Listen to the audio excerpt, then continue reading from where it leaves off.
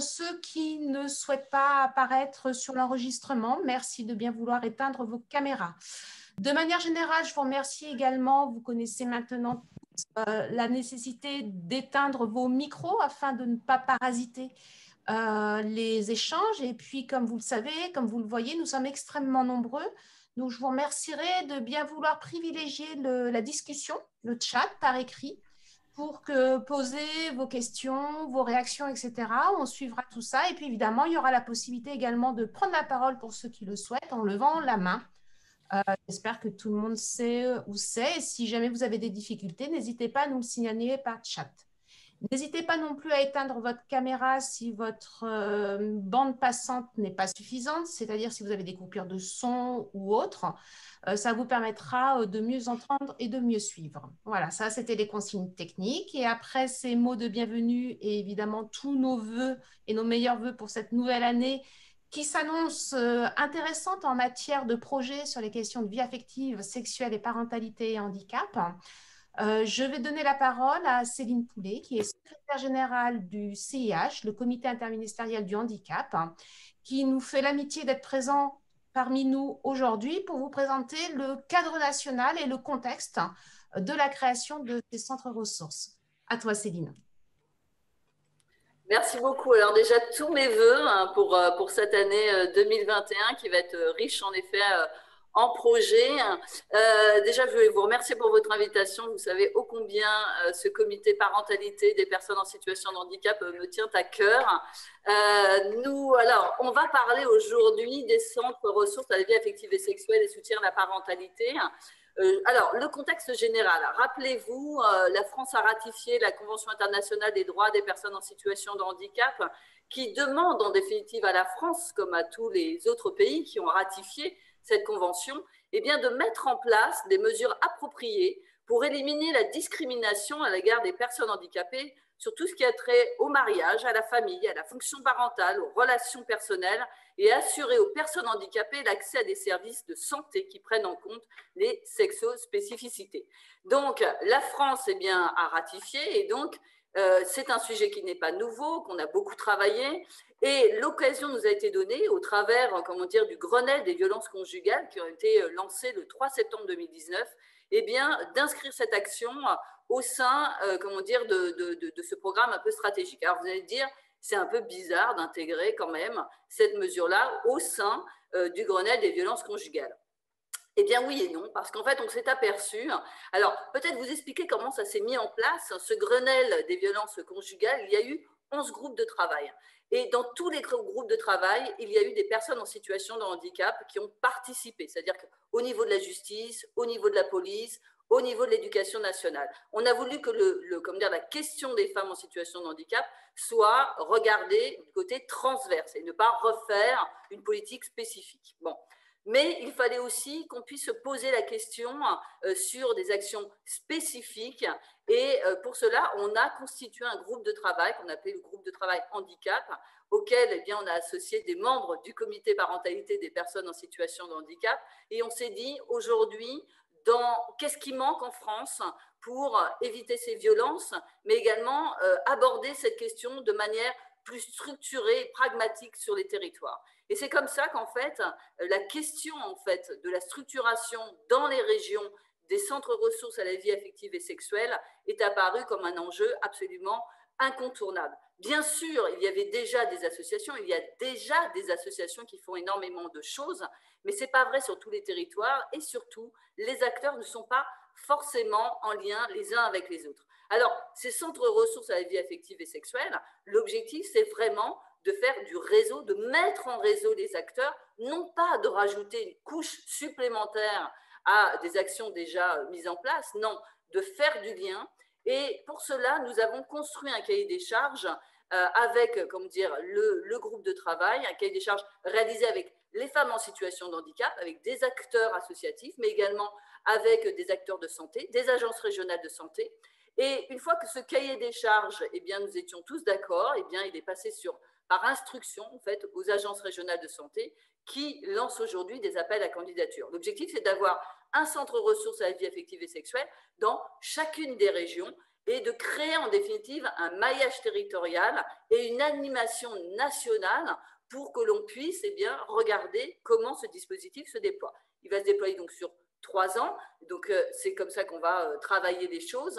Et d'ores et déjà, on s'est mis d'accord dans le groupe de travail Grenelle qui continue à fonctionner, puisqu'aujourd'hui, on a mis en place ce cahier des charges, mais on continue à travailler aussi sur la violence faite aux femmes au sein des établissements médico-sociaux, la violence faite aux femmes sur des thématiques comme la contraception forcée, comme la stérilisation. Donc c'est un groupe de travail qui continue à travailler sur le sujet, mais on s'est dit qu'on allait aussi suivre ce qui se passe sur les territoires pour pas juste avoir en définitive transmis un cahier des charges et puis se désintéresser en fait de son déploiement. Et surtout, on a, au niveau du secrétariat général du comité interministériel du handicap, demandé à une ressource complémentaire qui va venir en fait chercher toutes les ressources qui peuvent exister en termes de formation, en termes d'outils, pour avoir une espèce de base de données nationale qui va permettre d'outiller ces centres ressources et donc créer du lien entre ces centres ressources et éviter en fait de repartir toujours à zéro alors qu'il y a déjà des choses qui existent et sur lesquelles on peut mutualiser. Alors, quand Aude disait, mais ça va être riche en événements, oui, parce qu'il n'y a pas que ces centres ressources à la vie affective et sexuelle et soutien à la parentalité qui se mettent en place. Il y a 2 autres briques qui se mettent en place et qui sont vraiment à garder vraiment en tête. Une autre brique qui est la prestation de compensation du handicap parentalité. Alors, vous allez me dire, c'est pas parce que j'ai une vie sexuelle que j'ai envie d'être parent. Vous avez tout à fait raison. Néanmoins, il y a aussi ce soutien à la parentalité des personnes en situation de handicap et la PCH, prestation de compensation du handicap, se met en place à compter du 1er janvier 2021. Donc, on est en plein dedans et il faudra bien associer ces différentes ressources au service de la personne.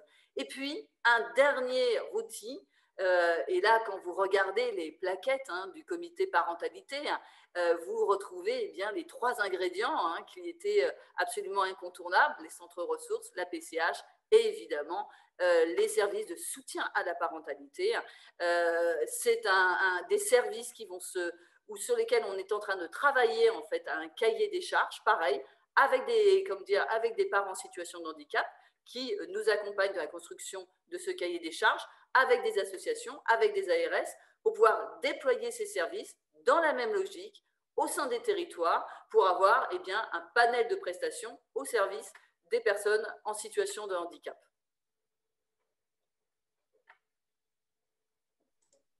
Merci beaucoup Céline pour ce cadre posé. Nous allons vous proposer maintenant de rentrer plus particulièrement dans la présentation de ces centres ressources et un peu la manière dont le voit le comité parentalité. Donc, c'est aussi l'occasion de vous présenter ce comité parentalité et ses valeurs. Donc, je vais passer la parole à Agnès de APF France Handicap et à Julia de l'AFM Téléthon qui va vous présenter un petit peu tous ces aspects-là. Merci.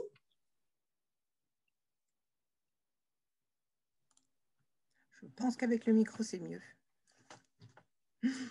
Non, alors, dans un premier temps, le comité parentalité s'est constitué sur des valeurs, promouvoir de façon positive l'intimité, l'autonomie affective et sexuelle, relationnelle et le soutien à la parentalité des personnes en situation de handicap, développer des actions inclusives à caractère préventif, évaluatif et éducatif dans un objectif d'autonomie et du bien-être des personnes en la matière. Soutenir les personnes en situation de handicap dans leur pouvoir d'agir, notamment au travers de mise en lien avec leur père, comme Céline l'a souligné dans son propos tout à l'heure, et renforcer l'accessibilité des informations et des locaux.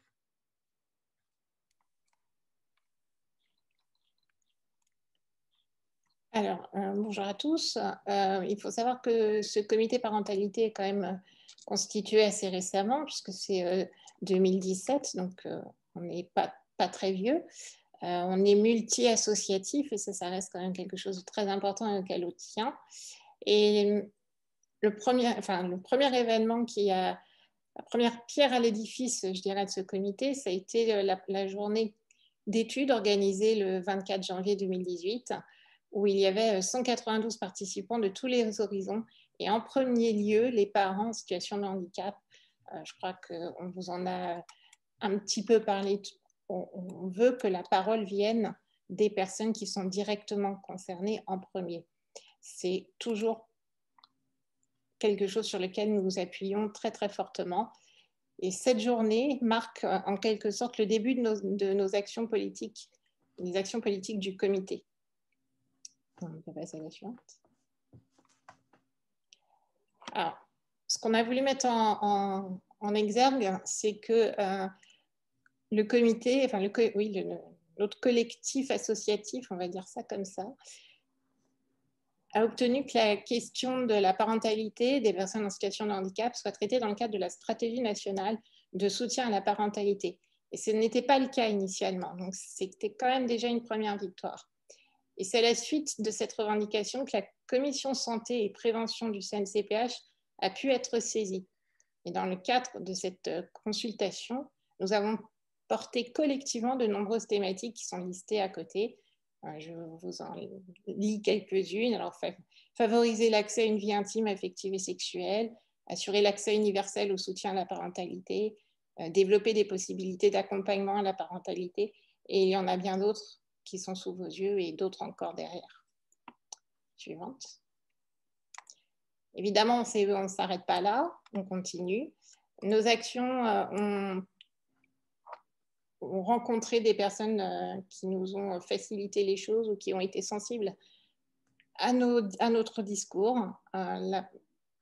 Une des actions qu'on va mettre en avant, c'est la mission Taquet, qui nous a permis de faire entendre directement des parents en situation de handicap au futur secrétaire d'État chargé de la protection de l'enfance. Ça a quand même été ça aussi un petit tournant parce que pour une fois, ce n'est pas nous qui allions vers un politique, c'est le politique qui est venu vers le comité. C'était quand même important de le souligner. Ensuite, toujours alors cette fois-ci, nous passons en 2019, nous lançons notre plateforme de revendication. Alors vous voyez que ça a été fait au ministère de la Santé, donc il y avait aussi pas mal de personnes que vous allez entendre aujourd'hui, hein, Céline et Agnès, jolie photo, toutes les deux, pour vraiment pointer nos propositions. C'est-à-dire que nous sommes un comité où on dit parfois que rien ne va, mais on propose des choses. Et c'est ce que nous voulions montrer, et nous voulions montrer que nous avions des idées pour les politiques publiques volontaristes de soutien à la parentalité. On ne s'arrête toujours pas là, parce qu'évidemment, on n'en a jamais assez. Nous participons au rapport des 1000 jours avec une partie qui est consacrée à l'accompagnement des parents en situation de handicap. Ce n'est pas rien. Et surtout, on a une annonce qui a été tant attendue par pas mal de personnes sur l'ouverture d'une PCH aide humaine et technique à la parentalité. Alors, c'est un dispositif qui est incomplet, qui ne nous satisfait pas totalement, mais ça ouvre une porte, jusque-là inexistante dans les politiques publiques. Et ça non plus, c'est pas rien. Et enfin, il y a la participation à un groupe de travail pour la création des services d'accompagnement à la parentalité. Encore une petite chose, toutes ces actions, si j'ose dire, elles sont pas finies, parce qu'on est effectivement, là on va vous parler de quelque chose de très pratico-pratique, que sont ces centres ressources, mais politiquement, nous avons encore bien des choses à revendiquer. Agnès, je te repasse la parole. Dans ces enjeux de revendication sur la vie intime, affective et sexuelle et la parentalité, des droits pour tous et toutes, nous avons engagé des réflexions sur comment faire évoluer l'environnement, produire des évolutions législatives et réglementaires. Et comme vous a dit Julia, notre participation à une présentation de la plateforme au ministère a été une première sensibilisation. Comment informer et former les professionnels sanitaires, médico-sociaux et sociaux? Vous êtes là aujourd'hui, c'est déjà très sympathique sur comment allons-nous constituer des centres ressources. Favoriser la capacité des personnes à envisager leur vie intime, affective, sexuelle et leur parentalité en renforçant leur pouvoir d'agir, bien évidemment en mettant toujours au centre la personne elle-même et ses capacités à s'autodéterminer. suivante. Nous avons donc des propositions pratiques. Passer d'un droit théorique à la parentalité à un droit effectif, à la fois reconnaître les capacités des personnes en situation de handicap, quel que soit leur handicap, à être parents et à faire évoluer les aides existantes. La prestation de compensation, comme vous l'a dit Julia, elle a le mérite d'avoir pris corps le 1er janvier. Pour autant, elle ne nous satisfait pas. La prestation de compensation et les dispositifs de droit commun qui doivent aussi évoluer et prendre en compte les personnes en situation de handicap sans qu'elles aient recours à un droit spécifique. Faciliter l'exercice de la parentalité, autrement dit, adapter l'environnement pour permettre aux personnes d'exercer leur parentalité sur tous les temps et les lieux de vie de l'enfant, par exemple l'accessibilité des crèches, non seulement une accessibilité comment on va dire, facilitatrice pour aller jusqu'à la crèche, mais aussi faciliter le rapport quand les personnes sont non-entendantes, qu'il y ait une possibilité de communiquer, prendre en compte en fait tous les différents types de handicap, que ce soit à la crèche, à l'école, dans le club sportif du quartier, dans les sorties scolaires, enfin la vie, quoi.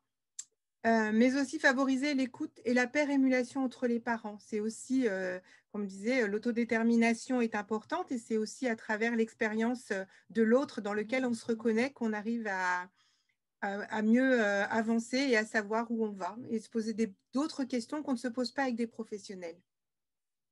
C'est aussi favoriser l'écoute parce qu'il y a besoin aussi de temps spécifique d'écoute parce qu'on manque de repères. Piloter cette politique de soutien à la parentalité, ce qui nécessite notamment de sensibiliser, former, outiller les professionnels des secteurs sanitaires, bien sûr, médico-social, bien sûr, mais social aussi, et aussi la protection de l'enfance, qui dans ce champ n'est pas souvent associée, pour qu'ils changent leur regard sur la parentalité des personnes en situation de handicap.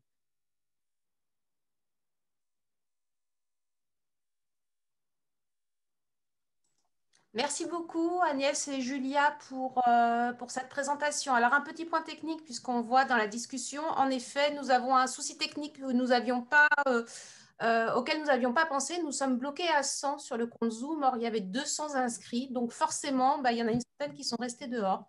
Donc, pour ceux qui vous ont contacté, merci de leur présenter nos plus plates excuses. Nous le ferons évidemment, leur dire qu'il y aura un replay, que évidemment, ils auront également accès à ce PowerPoint. Je vois qu'il y a aussi des questions dans le fil de discussion. Bien sûr, nous l'enverrons sans aucune difficulté. Donc pour la suite, en fait, donc le comité parentalité s'est beaucoup impliqué, comme vous l'a dit Céline, sur cette question des centres ressources parce que ça nous semblait une bonne manière de commencer, de lier les questions vie affective et sexuelle et les questions parentalité parce qu'il y a certaines questions qui sont communes et que ça nous semblait intéressant de ne pas faire un millefeuille avec différents aspects.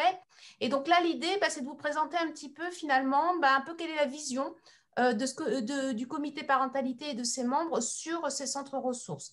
Et donc, nous allons commencer avec Cyrielle qui va vous parler plus particulièrement des missions et du périmètre de ces centres ressources.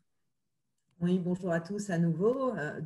Comme on peut le voir sur la slide suivante, le centre ressources handicap vie intime, affective et sexuelle et de soutien à la parentalité a pour mission, selon nous, d'informer, de mutualiser, de recenser, de réunir les acteurs et les outils dans une même dynamique de partenariat sur un territoire et de venir en subsidiarité, bien sûr de ne pas faire à la place d'eux, mais faire avec et en maillage et en réseau afin de mieux répondre aux besoins des personnes ou des établissements, par exemple, ou des professionnels qui pourraient venir solliciter ce centre ressources.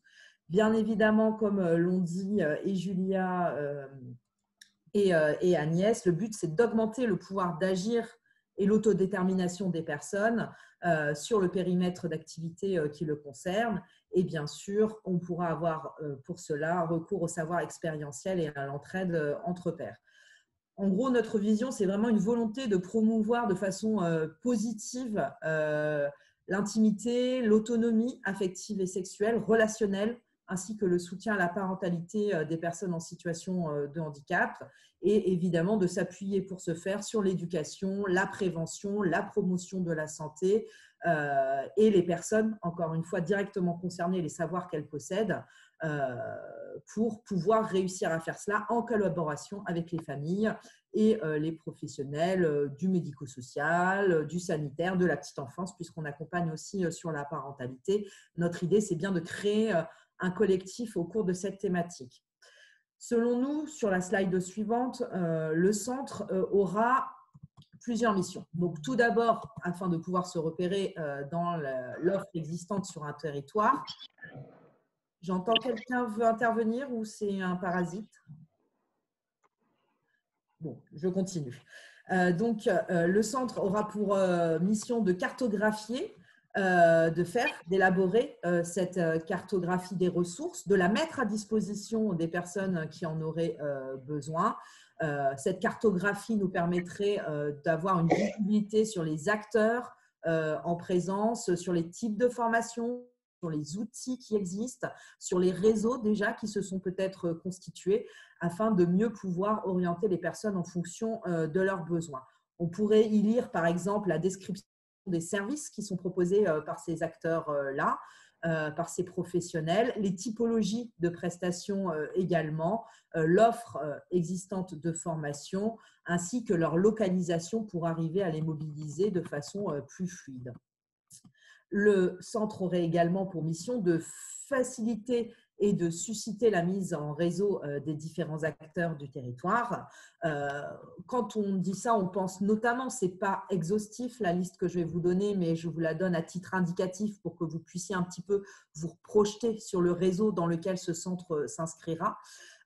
Bien sûr, les associations représentant les personnes en situation de handicap et leurs familles, les établissements et services médico-sociaux, les associations de défense des droits des femmes, des LGBTQI+, par exemple aussi, les espaces de vie affective, relationnelle et sexuelle, les EVARS, les REAP, les unions départementales des associations familiales, les IREPS, les associations qui font partie du planning familial, les PMI, tous les acteurs institutionnels. Et évidemment, le fait que le centre ressources fasse la cartographie et réussisse à coordonner ces acteurs suppose une mise en relation entre eux afin que chaque personne en situation de handicap qui exprime un besoin puisse se trouver orientée vers une réponse qui lui soit adaptée concernant cette thématique. Le centre aura également pour mission d'accueillir, de recevoir les demandes des différentes personnes qui pourront le solliciter avec un premier niveau d'écoute, d'information et d'orientation. Encore une fois, on ne vient pas faire à la place d'eux, on se situe bien en subsidiarité et en orientation. Donc ça se manifeste bien sûr par de l'accueil téléphonique, de l'accueil physique, de la réponse au courriel. Donc il faudra veiller à avoir des espaces de rencontre pour animer, pour préserver ce premier niveau d'écoute parce que certaines personnes n'ont pas envie de passer par le truchement du téléphone ou du mail. Donc, il faudra pouvoir préserver un espace accueillant. Bien évidemment, cela suppose en creux, et vous l'aurez tous deviné, une accessibilité maximale, que ce soit des lieux, des informations, des outils, des moyens de communication et qui doivent bien évidemment répondre à la loi de 2005 et aux différents standards en vigueur. Enfin, le centre devra rendre disponibles des ressources documentaires, donc que ce soit sur place ou par Internet, avec la mutualisation dont Céline vous a parlé un peu plus tôt, peut-être une mutualisation sur les recherches qui se font au niveau national. En tout cas, il faut que les personnes qui sollicitent le centre ressources puissent avoir accès rapidement à des ressources, par exemple des documents qui pourraient être élaborés par différentes institutions. Je pense à la MIPROF, par exemple, qui a la mission de lutte contre les violences faites aux femmes, le Conseil de l'Europe, Santé publique France, la Haute Autorité de Santé, qui travaille en ce moment sur des recommandations sur la vie affective, intime et sexuelle en établissements médico-sociaux. Voilà, ça va devoir être un lieu où on va pouvoir rapidement repérer les ressources dont on a besoin au niveau de notre parcours.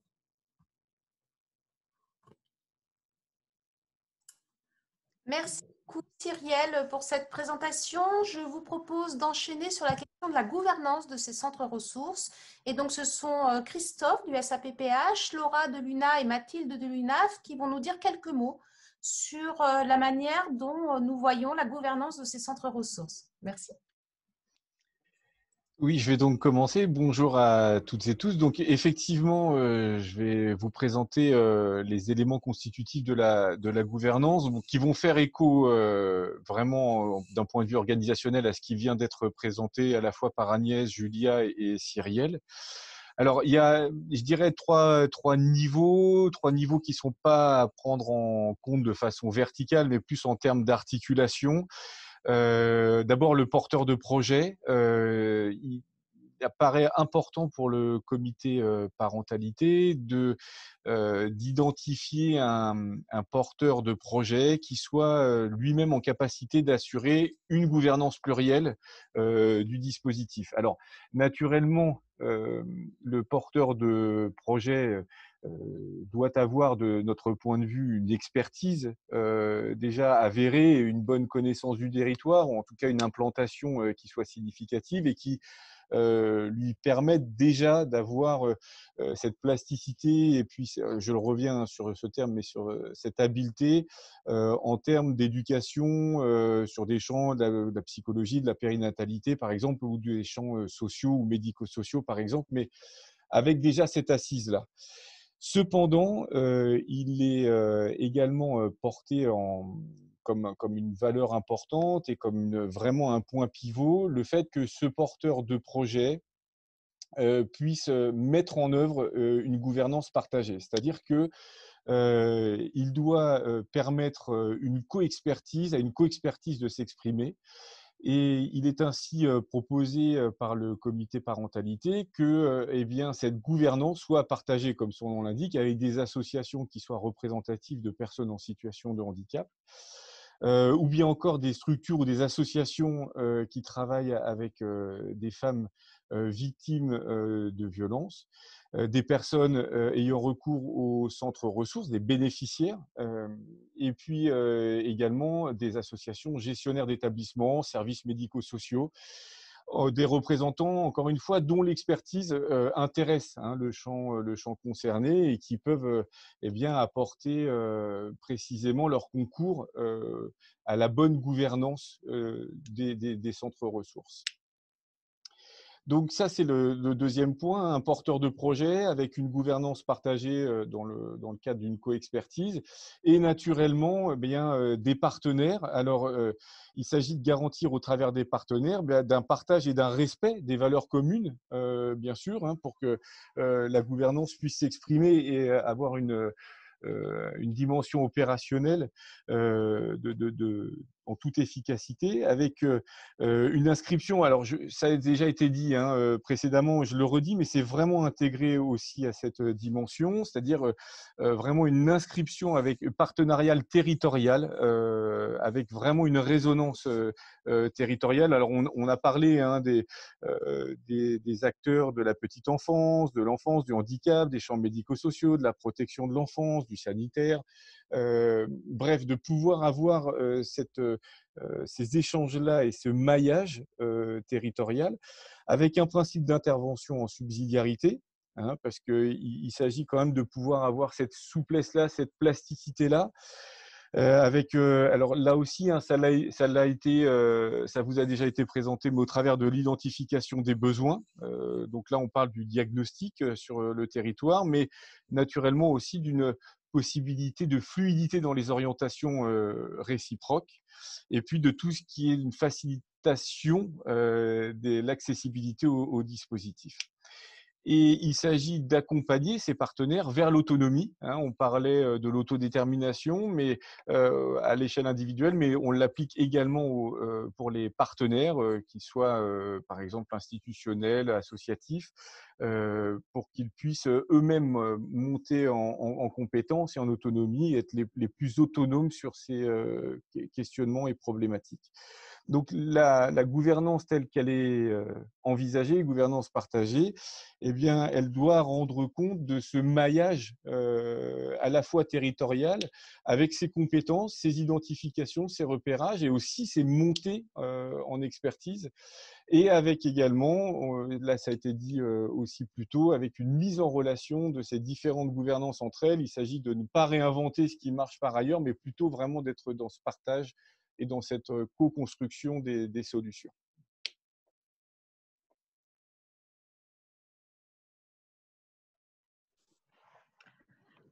Bonjour à toutes et à tous. Je vais vous présenter donc quelques éléments sur les enjeux et les intérêts pour les acteurs médico-sociaux de prendre part à cette gouvernance ou d'être associés en tant que partenaire.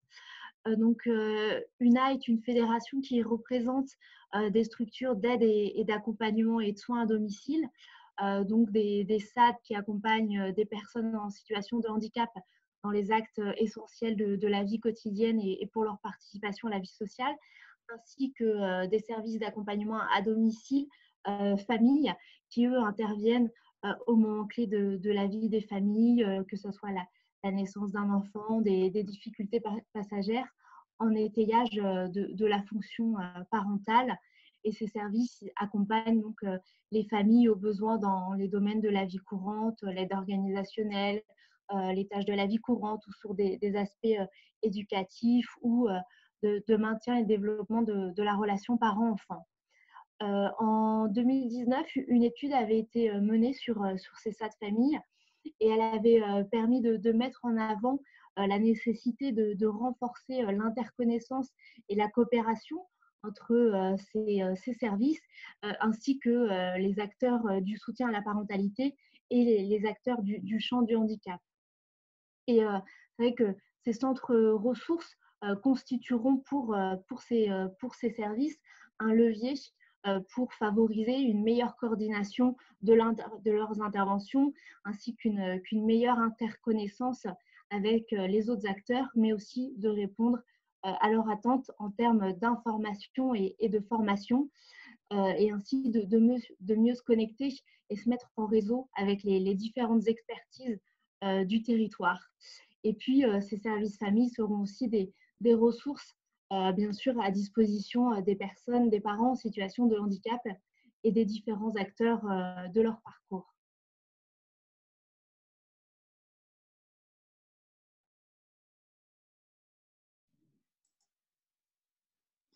Bonjour à tous et à toutes. Également, un petit point aussi sur l'Union nationale des associations familiales, qui est également membre de ce comité. Et puis, pouvoir rappeler aussi l'intérêt et l'enjeu pour les unions départementales des associations familiales de pouvoir rejoindre ces différents comités. Donc, l'UNAF et puis les UDAF aussi, à leur échelon départemental, aujourd'hui représentent les familles auprès des pouvoirs publics et gèrent différents services. Plusieurs enjeux, intérêts qu'on peut voir aujourd'hui de la part des UDAF à rejoindre ces comités, c'est à la fois de proposer aux familles concernées justement ces nouvelles ressources pour faire face aux difficultés qu'ils peuvent rencontrer dans leur quotidien, mais également s'associer à ces partenaires locaux qui se construisent sur les territoires et puis créer de nouvelles synergies avec des partenaires qui existent déjà ou qui pourraient être renforcés, et également apporter une expertise sur le champ du soutien à la parentalité via différentes ressources, animations, en fonction de ce que les différentes UDAF peuvent proposer via leurs différentes expériences.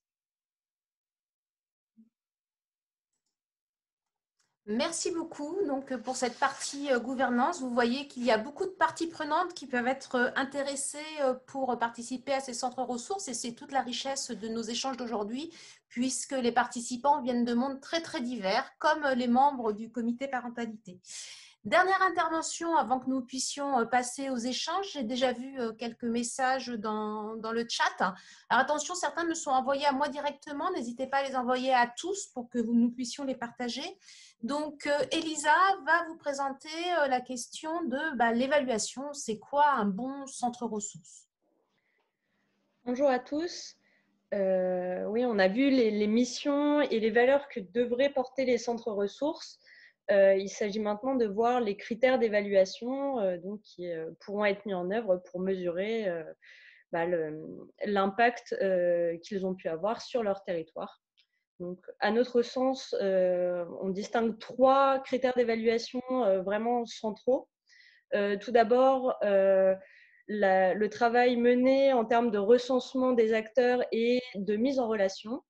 Donc, l'idée, c'est de mesurer à quel point les centres ressources ont pu devenir moteurs en matière de partenariat et de mise en relation entre les acteurs. Donc, pour cela, ce qui peut être intéressant comme indicateur qualitatif, c'est l'élaboration d'une cartographie et d'un annuaire des acteurs territoriaux actifs sur les sujets relatifs à la vie affective et sexuelle, et au moment de la création du centre, puis la mise à jour de cette cartographie après le déploiement des actions. Ce qui permettra de mesurer le travail effectué en matière de développement des réseaux et de création de partenariats après la création du centre.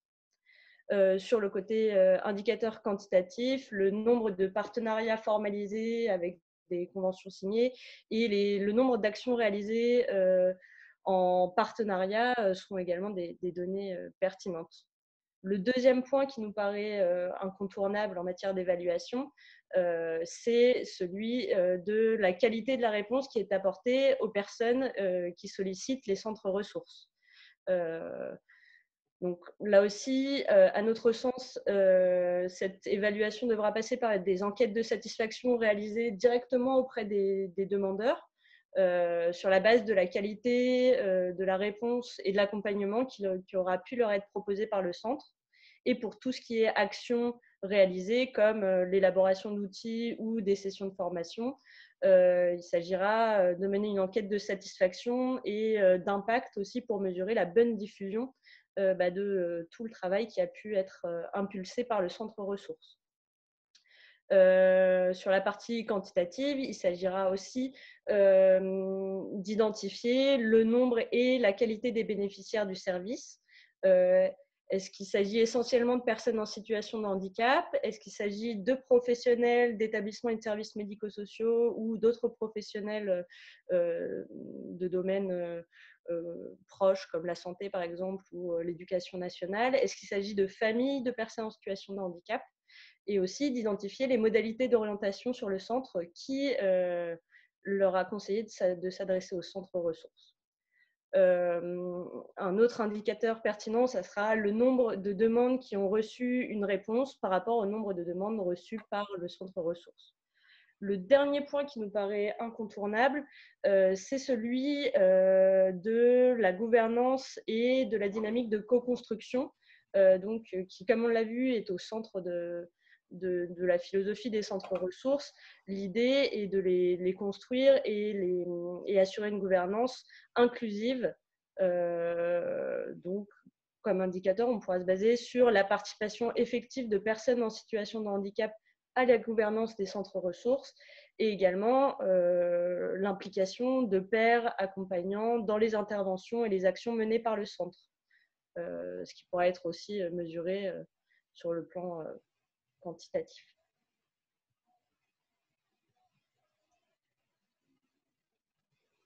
Merci beaucoup. Alors, vous voyez, on va laisser un long temps à l'échange. On a voulu faire cette présentation la plus courte possible. Elle est déjà longue. J'espère que vous avez pu suivre l'ensemble. Donc, en fait, l'objectif d'aujourd'hui de cette réunion, c'est vraiment de pouvoir finalement tous échanger autour de ces centres ressources. Nous, on avait envie d'échanger avec vous sur comment mesurer la qualité du service rendu par le centre ressources, mais il y a peut-être plein d'autres choses que vous voulez aborder. C'est vraiment l'occasion de l'échanger. Notre idée, comme vous voyez, au sein du comité parentalité, nous sommes vraiment dans une dynamique interassociative. Et il nous semble que ces centres ressources, c'est la possibilité d'amplifier cette dynamique interassociative sur les territoires au profit d'un meilleur accès à la vie affective et sexuelle et à la parentalité des personnes en situation de handicap. Donc, nous venons là autour des écrans d'horizons très divers. Nous avons des associations du handicap, d'autres qui vont plutôt être sur les questions de parentalité, d'autres sur les questions de famille. Nous avons aussi des professionnels de santé qui sont présents. Et vraiment, on vient de tout horizon. Et l'idée, c'est de se dire un peu aujourd'hui comment on peut travailler ensemble pour finalement que ces appels à projets deviennent des vraies dynamiques interpartenariales locales au profit des personnes en situation de handicap. Pour ces centres ressources, finalement, on va pouvoir avoir 3 types de possibilités. Soit on est porteur, c'est-à-dire que vraiment on organise, c'est nous qui salarions les gens, etc. Soit on est dans la gouvernance, c'est-à-dire vraiment on va être sur de l'orientation, de contenu, soit on est partenaire parce qu'aujourd'hui on propose des actions à destination des personnes en situation de handicap et on souhaite se mettre en réseau et travailler sur tous ensemble. Je vous propose de commencer à prendre les questions. Donc j'en ai vu déjà quelques-unes qui passaient sur le chat. Donc Antoine va les suivre de manière un petit peu plus précise. J'en ai déjà vu 2 qui sont passés. Donc ce que je vous propose, un commentaire, c'est de commencer par ces 2-là et puis après on enchaîne. Céline, est-ce que tu es toujours avec nous? Céline Poulet? Oui, elle est encore là. Je la vois, elle n'a pas mis son micro. Céline, la première question, je me propose de te l'adresser. C'est une question sur, est-ce qu'on a des chiffres sur finalement la spécificité des violences conjugales pour les femmes en situation de handicap? Est-ce qu'en gros, il y a un corrélaire entre handicap et violence? Super, merci. En fait, comment dire, il n'y a pas vraiment de chiffres très précis. C'est ça qui est très, qui est très embêtant. En fait, on a plus en fait des chiffres qui sont liés en fait à des recherches internationales et des enquêtes internationales. Alors, il y a des chiffres en France à partir en fait d'associations d'écoute, de femmes en situation de handicap. On a des chiffres qui viennent de l'AFA, l'association francophone des femmes autistes. On a des chiffres qui viennent aussi de FDFA, Femmes pour le dire, Femmes pour agir. Donc, on a des chiffres au CDE et à l'international. Aujourd'hui, ce que l'on a demandé, notamment dans le cas du Grenelle des violences faites aux femmes, c'est de pouvoir, à un moment donné, avoir des éléments chiffrés sur, les personnes en situation de handicap qui subissent des violences. Alors, ça peut être les femmes, ça peut être aussi les hommes, et c'est aussi le cas des enfants. Et donc, aujourd'hui, c'est comment on arrive à avoir à la fois des données genrées, mais également des données avec, des données handicap pour que l'on puisse en fait faire une corrélation. Après, très sincèrement, quand on écoute tous les témoignages, les femmes qui sont en situation de handicap subissent des violences et ça, on ne peut pas dire le contraire. Elles subissent des violences et ce que l'on voit beaucoup dans les témoignages, c'est que quelquefois elles ne savent pas qualifier la violence. C'est-à-dire qu'elles ne savent pas dire qu'elles sont en train de subir une violence et est-ce que cette violence est normale ou pas normale. Donc ça, c'est des situations qui nous remontent de manière assez quotidienne et c'est pour ça aussi que ces centres ressources sont extrêmement importants parce que pour pouvoir dire qu'il y a une violence, qu'il y a des gestes qui ne doivent pas être faits sur un corps de femme comme sur un corps d'homme, eh bien, il faut avoir bénéficié aussi d'une éducation à la vie affective et sexuelle. Et on s'aperçoit que bien quelquefois, il y a des véritables trous dans la raquette dans nos dispositifs. Et donc, ça nous renseigne. Le Grenelle des violences faites aux femmes, ça nous permet véritablement, de sensibiliser l'ensemble des ministères à cette question-là. Il faut que ça soit absolument transverse si on veut que ça impact. Aude le sait, on est complètement… Quand vous avez des femmes qui arrivent au commissariat et qui ne portent pas plainte parce qu'il n'y a pas de langue des signes française, parce qu'elles ne peuvent pas s'exprimer parce qu'elles ont une déficience cognitive, eh bien, on ne risque pas d'avoir des chiffres sur les dépôts de plainte. Vous voyez, donc c'est un tout et il faut absolument que l'ensemble des ministères prennent ce sujet à cœur et c'est l'objectif. Très concrètement, je ne vais pas être trop longue là-dessus, mais quand on se réunit, tous les pilotes en fait interministériels se réunissent autour de la ministre déléguée égalité hommes-femmes et on travaille sur ces sujets-là tous ensemble pour monter en compétences et faire monter en compétences aussi les ministères. Et on pense que c'est la bonne méthode pour que chacun comprenne le sujet il appréhende pour justement avancer. Quand vous avez des enquêtes qui sont menées par la justice et qu'il n'y a aucune donnée sur le handicap, ben, on ne risque pas d'avoir des données. Hein. Donc voilà. Et ce n'est pas parce qu'ils ne veulent pas, c'est parce que le sujet n'est pas forcément en définitive dans leur périmètre. Donc c'est à nous, sans cesse, et à vous aussi, de remettre toujours le sujet sur la table pour qu'on puisse avancer ensemble. Merci beaucoup Céline. Donc vous voyez du coup des ambitions fortes quand même sur ces centres ressources, on voit ça. Mais l'idée c'est aussi d'avoir une vision positive de la sexualité. Ce n'est pas uniquement une question de réduction des risques non plus. Et c'est extrêmement important pour nous de porter cette vision positive des centres ressources. Une autre question, on va essayer de toutes les passer, on a un peu de temps, mais qui me semble importante pour illustrer les choses. On nous demande s'il y a des centres ressources qui existent déjà. Oui, il y a des centres ressources qui existent déjà, c'est pour ça qu'on a eu cette idée-là. Il y en a un à Bordeaux qui fonctionne depuis déjà quelques années et un tout nouveau en centre Val-de-Loire, donc financé par les ARS, et je vois que Julie Merveillot est là. Elle est justement la pilote de ce centre ressources. Est-ce que Julie, tu veux nous en dire quelques mots? Merci. Bonjour. Oui, alors j'ai vu passer pas mal de questions. Moi, ce qui me met en alerte, c'est les questions qui portent sur est-ce qu'il faut être adossé à un établissement finalement ou pas pour que ces centres ressources puissent se développer. De notre expérience à nous, qui est une petite expérience depuis 2015, donc on n'a pas non plus une antériorité énorme, en tout cas d'un point de vue des moyens financièrement et de la pérennisation, il vaut mieux être adossé à un établissement. Nous, on est adossé à un IEM. Aujourd'hui, c'est l'IEM qui fait tourner le centre ressources et dans les moyens mis à disposition et dans les locaux, et parce qu'on n'a pas de suite sur la pérennisation de l'expérimentation, malgré l'évaluation ARS qu'il y a pu avoir. Voilà. Donc, je trouve que ça, c'est vraiment quelque chose de fondamental et ça permet aussi de mobiliser les partenaires associatifs peut-être de manière un peu plus forte au départ, même si la question de la gouvernance reste entière et qu'elle n'est jamais simple à gérer au quotidien. Est-ce que tu peux présenter un petit peu plus comment fonctionne le centre ressources, comment il est né, quelle gouvernance justement par rapport à ce que l'on disait, et quelles actions, quel périmètre? Peut-être en 2-3 minutes, s'il te plaît. 2-3 minutes, j'ai entendu. Merci beaucoup. Donc, au départ, nous, on était sur un institut d'éducation motrice qui accueillait des jeunes de 15 à 25 ans en situation de handicap. C'est une question qui n'était absolument pas abordée, hormis dans le règlement de fonctionnement où il y avait une interdiction des relations sexuelles dans l'établissement. Bon.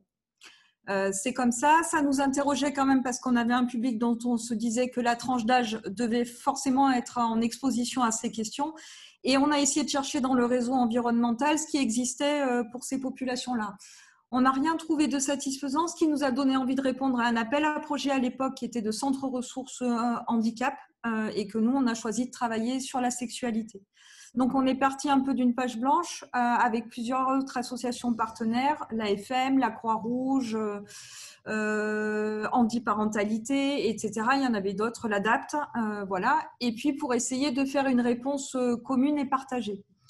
Donc, on est parti en fait sur le travail initial sur une cartographie de ce qui existait, nous, sur notre territoire, qui à l'époque était la Gironde et est devenue la Nouvelle-Aquitaine depuis, pour voir un peu ce qu'il y avait d'existant, ce qui était satisfaisant, ce qui l'était moins, et puis qu'est-ce que nous, on pouvait développer comme action, du coup, mais entre les lignes, quoi, sur ce qui n'avait pas marché.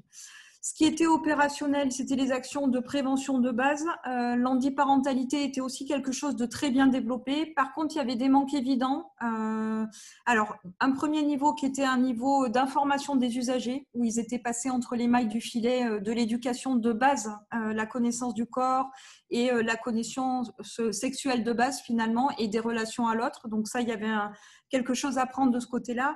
Et puis, surtout, ce qui était de l'ordre de la sensibilisation des professionnels, à la fois des directeurs de structure, où il y avait beaucoup de frilosité sur ce qui était possible ou pas de faire en établissement, et des risques qu'il pouvait y avoir, donc toutes les tensions entre liberté et sécurité. Et puis aussi, sur les aspects plus des professionnels de contact et de terrain, où on pouvait avoir à la fois des initiatives un peu exotiques, personnelles, je vais le dire comme ça, mais qui partaient d'une bonne volonté, bien sûr, mais qui pouvaient être parfois un peu litigieuses, ou alors une extrême frilosité. Et du coup, on mettait rien en place et puis on mettait un peu une cloche sur le sujet et donc rien n'était développé. Donc, on a vraiment travaillé, nous, autour de consultations, d'audits en structure, de formation professionnelle. On a une formation qui est validée DPC aujourd'hui, d'actions de sensibilisation. On organise des colloques et des forums à peu près tous les 2 ans, et puis de consultations sexologiques. Voilà. Après, pour le reste, on a un territoire qui est plutôt pas trop mal maillé et sur lequel on renvoie à des acteurs de terrain identifiés. Juste pour compléter l'équipe, on est une toute petite équipe, donc il y a un directeur médico-social, moi je suis chargée de mission, et puis ensuite derrière une psychosexologue et une infirmière, mais parce qu'on avait une professionnelle qui était plutôt sensibilisée à la question, finalement sa compétence d'infirmière n'était pas ce qui a fait qu'on a retenu son profil, et des usagers qu'on associe nous très régulièrement, donc on en a 2 qui sont quasiment embauchés à mi-temps maintenant au centre ressources. Qui sont des jeunes qui ont porté un peu ces questions-là de manière un peu revendicative au départ et qui aujourd'hui sont devenus, je crois, les meilleurs militants du centre ressources pour en parler et faire valoir cette question, y compris dans nos formations professionnelles.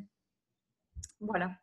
Merci beaucoup. Alors, il y a pas mal de questions dans le chat sur est-ce que moi je peux porter le centre ressources ou est-ce qu'on trouve une liste des centres ressources. Alors, on ne trouve pas de liste des centres ressources puisqu'ils n'existent pas aujourd'hui, puisque les appels à projets vont être lancés. Mais du coup, ça montre tout votre intérêt, c'est vraiment super. Par contre, ce que l'on vous propose, en fait, c'est de pouvoir faire du lien sur les territoires. En fait, finalement, qui va être pilote, qui va être dans la gouvernance, qui va être partenaire, c'est des choses qui vont se travailler régionalement autour des réponses aux appels à projets. Et donc, on va vous mettre dans le chat un lien vers un document partagé où on vous propose de pouvoir vous inscrire en disant, ben voilà, moi je suis intéressée, plutôt là-dessus, et voilà ce que je peux apporter. J'ai vu que déjà dans le chat, vous aviez mis pas mal de choses et c'est vraiment super. Finalement, on est en train de découvrir plein de ressources qu'on ne connaissait pas. Et c'est vraiment le but de ces centres ressources, donc c'est vraiment super. Donc, on vous met le lien, n'hésitez pas à les mettre dedans. Il y a des questions, Céline, plutôt d'ordre un peu pratique.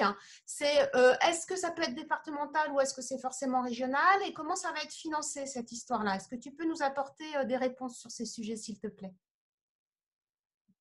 Alors, c'est, comme dire, un petit financement.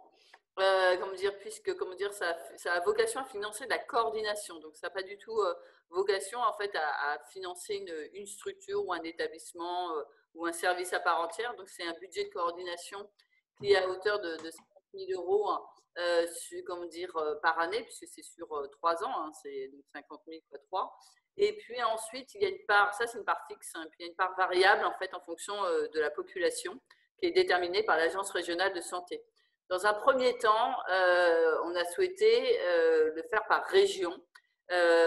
Pourquoi? Parce que déjà, il fallait partir quand même de quelque chose. Donc, on est parti par la région parce que le temps qu'on détermine un autre territoire, est-ce que c'est bassin de vie, etc. En tout cas, on avait une urgence en fait à déployer et à montrer que, il y avait toute une utilité en fait à ces centres ressources. Après, c'est l'Agence régionale de santé qui va aussi déterminer par rapport à l'évaluation l'utilité d'en faire davantage, d'en faire des déclinaisons, d'en faire, et puis de regarder comment ça prend en définitive sur les différents territoires. Nous, on voulait vraiment que ça soit sur tous les territoires, c'est-à-dire toutes les régions, et donc également dans les DOM, parce que c'est extrêmement… Est-ce qu'il y a eu la vanne? Amène-moi de l'eau et du thé. J'arrive, j'ai ramené un peu d'eau. Voilà, le son est désactivé. Et donc c'est vraiment cet objectif-là. Voilà.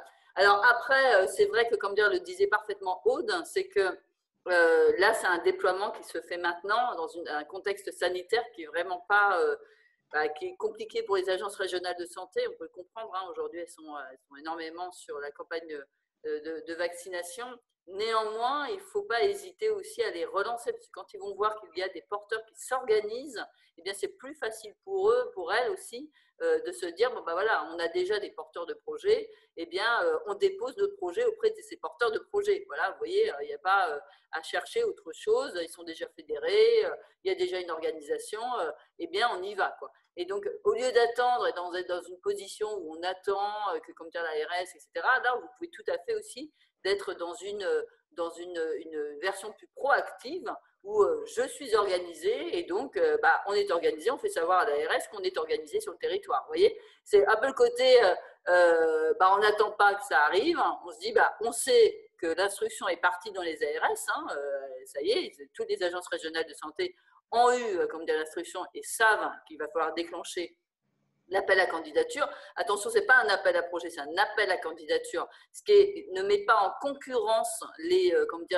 différentes parties prenantes dans une région. Nous ne voulons pas que ce soit un appel à projet parce que le système de concurrence, on voit bien, ne fait pas fédérer les organisations. Donc, on voulait vraiment que ce soit un appel à candidature pour que, comme en Nouvelle-Aquitaine, eh bien, les acteurs viennent se fédérer autour d'un projet et mutualisent leurs ressources. Et donc, nous, on rajoute la couche, en définitive, je dirais la couche de coordination qui va bien sur le système.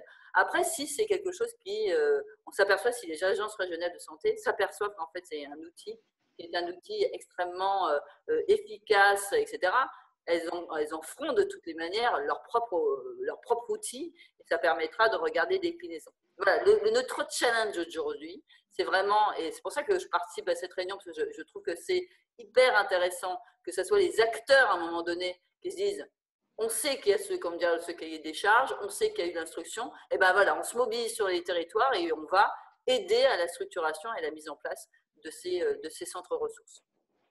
Merci beaucoup Céline. Donc, il y a de nouveau la question sur le financement. Donc, c'est le FIR, Fonds d'intervention régionale, 50 000 € plus, un peu plus selon les populations. Ben voilà, quelqu'un d'autre a répondu dans le chat. Merci Cyrielle.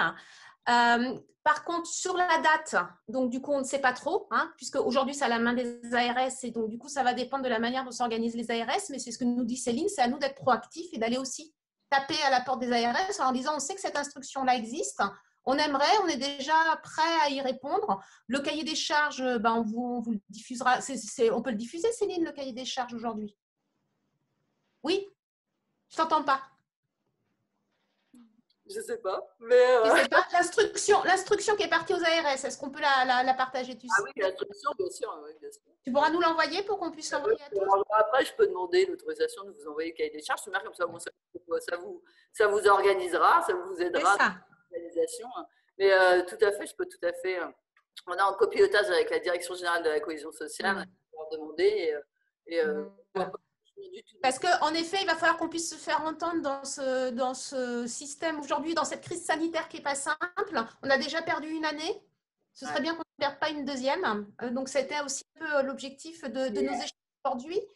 C'est vraiment organiser sur les territoires. Donc, merci de bien remplir le questionnaire qui vous a été mis dedans. Vous pourrez également, évidemment, faire remonter aux têtes de réseau qui vous ont invité aujourd'hui au webinaire votre intérêt à y participer. Et nous, on pourra refaire le lien après sur les acteurs des territoires que l'on connaît. Alors, il y a Jamila qui a levé la main et qui souhaitait nous poser une question plutôt à l'oral. Jamila, on vous écoute. Oui, merci. Oui, en fait, je me demandais où se situaient les centres de ressources. Donc, vous avez répondu. Ensuite, je me demandais, admettons, on vient vous voir, on vient vous solliciter pour vous dire qu'on est victime de violences conjugales ou de soignants. C'est quoi votre rôle? Qu'est-ce que vous faites? Merci pour la question. Julie, est-ce que tu veux donner un exemple de ce que vous avez fait peut-être? Oui. Alors nous, il y a un premier niveau qui est un niveau bien sûr de recueil et d'écoute. C'est une phase qui est essentielle.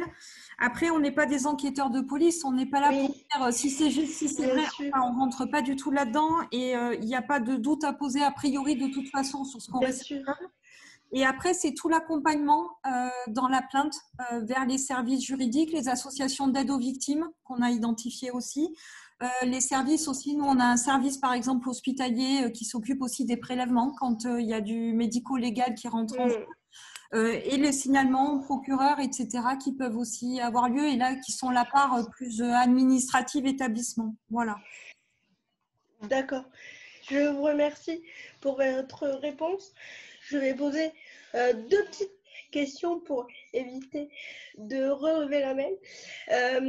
Donc au niveau de la PCH, c'est super. Au niveau de la PCH parentalité, c'est super. Il y a quelque chose qui a été mis en famille, en place, bien que ce soit pas révolutionnaire. On sait très bien faire. On sait très bien que il faut, en fait, il faut toujours que ce soit mis en place pour que, enfin, en fait, moi, c'est le sentiment que j'ai. Il faut toujours mettre des choses en place qui sont catastrophiques pour voir la réalité et modifier les choses. Parce que moi, enfin voilà, parce que moi cette PCH parentalité, c'est clairement du foutage de tête.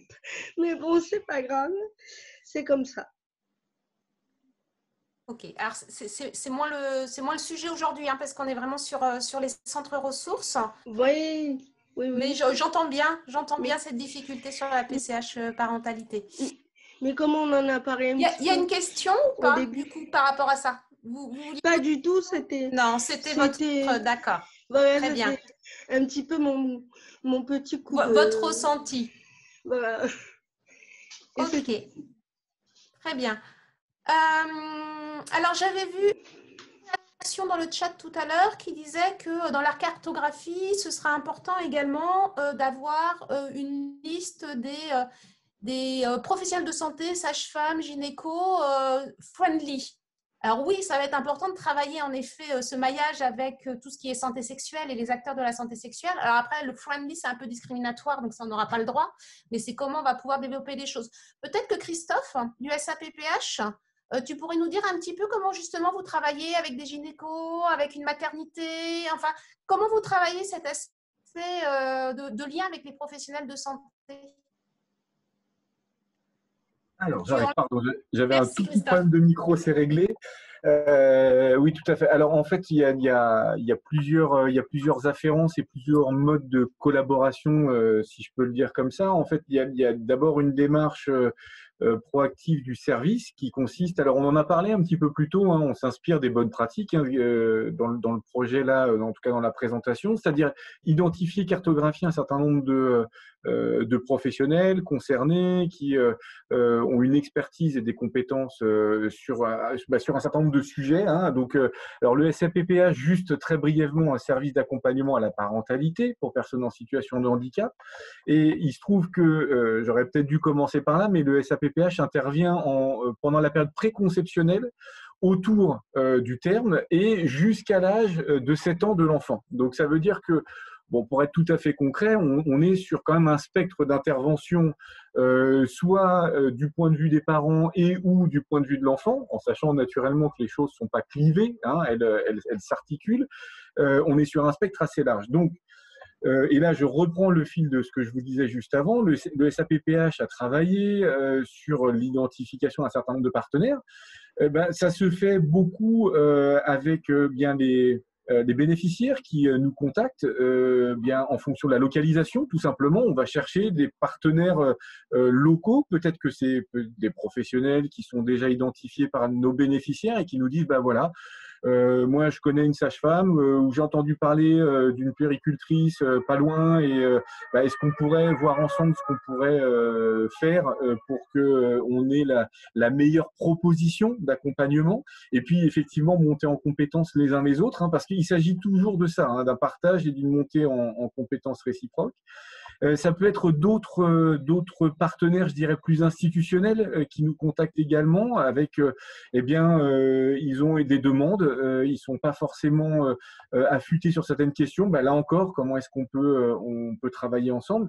Et puis, il y a eu un gros travail qui a été réalisé, une étude dont les résultats devraient sortir là sous très peu, en digynéco en pratique, sur justement l'identification des besoins, des ressources et comment est-ce qu'on peut, là encore, accompagner les professionnels. Alors, je le dis vraiment un peu au sens large du terme et on sera ravis de vous présenter plus en détail ces résultats, mais les professionnels, de les aider, les accompagner dans du transfert de compétences, clairement, pour qu'ils puissent, là encore, répondre au mieux aux demandes des bénéficiaires.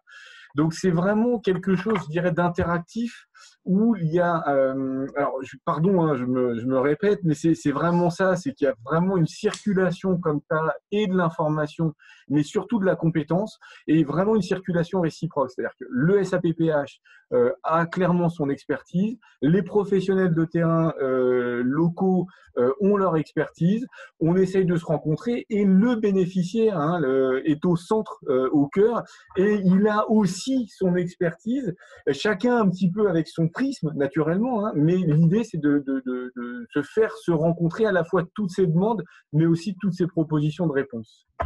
Et du coup, le boulot du centre ressources, c'est de savoir que vous existez pour pouvoir vous orienter les personnes, pour qu'après vous puissiez faire le lien avec le bon professionnel de santé qui va bien. Et donc, on voit bien finalement le maillage que peut faire le centre ressources avec des services d'accompagnement à la parentalité.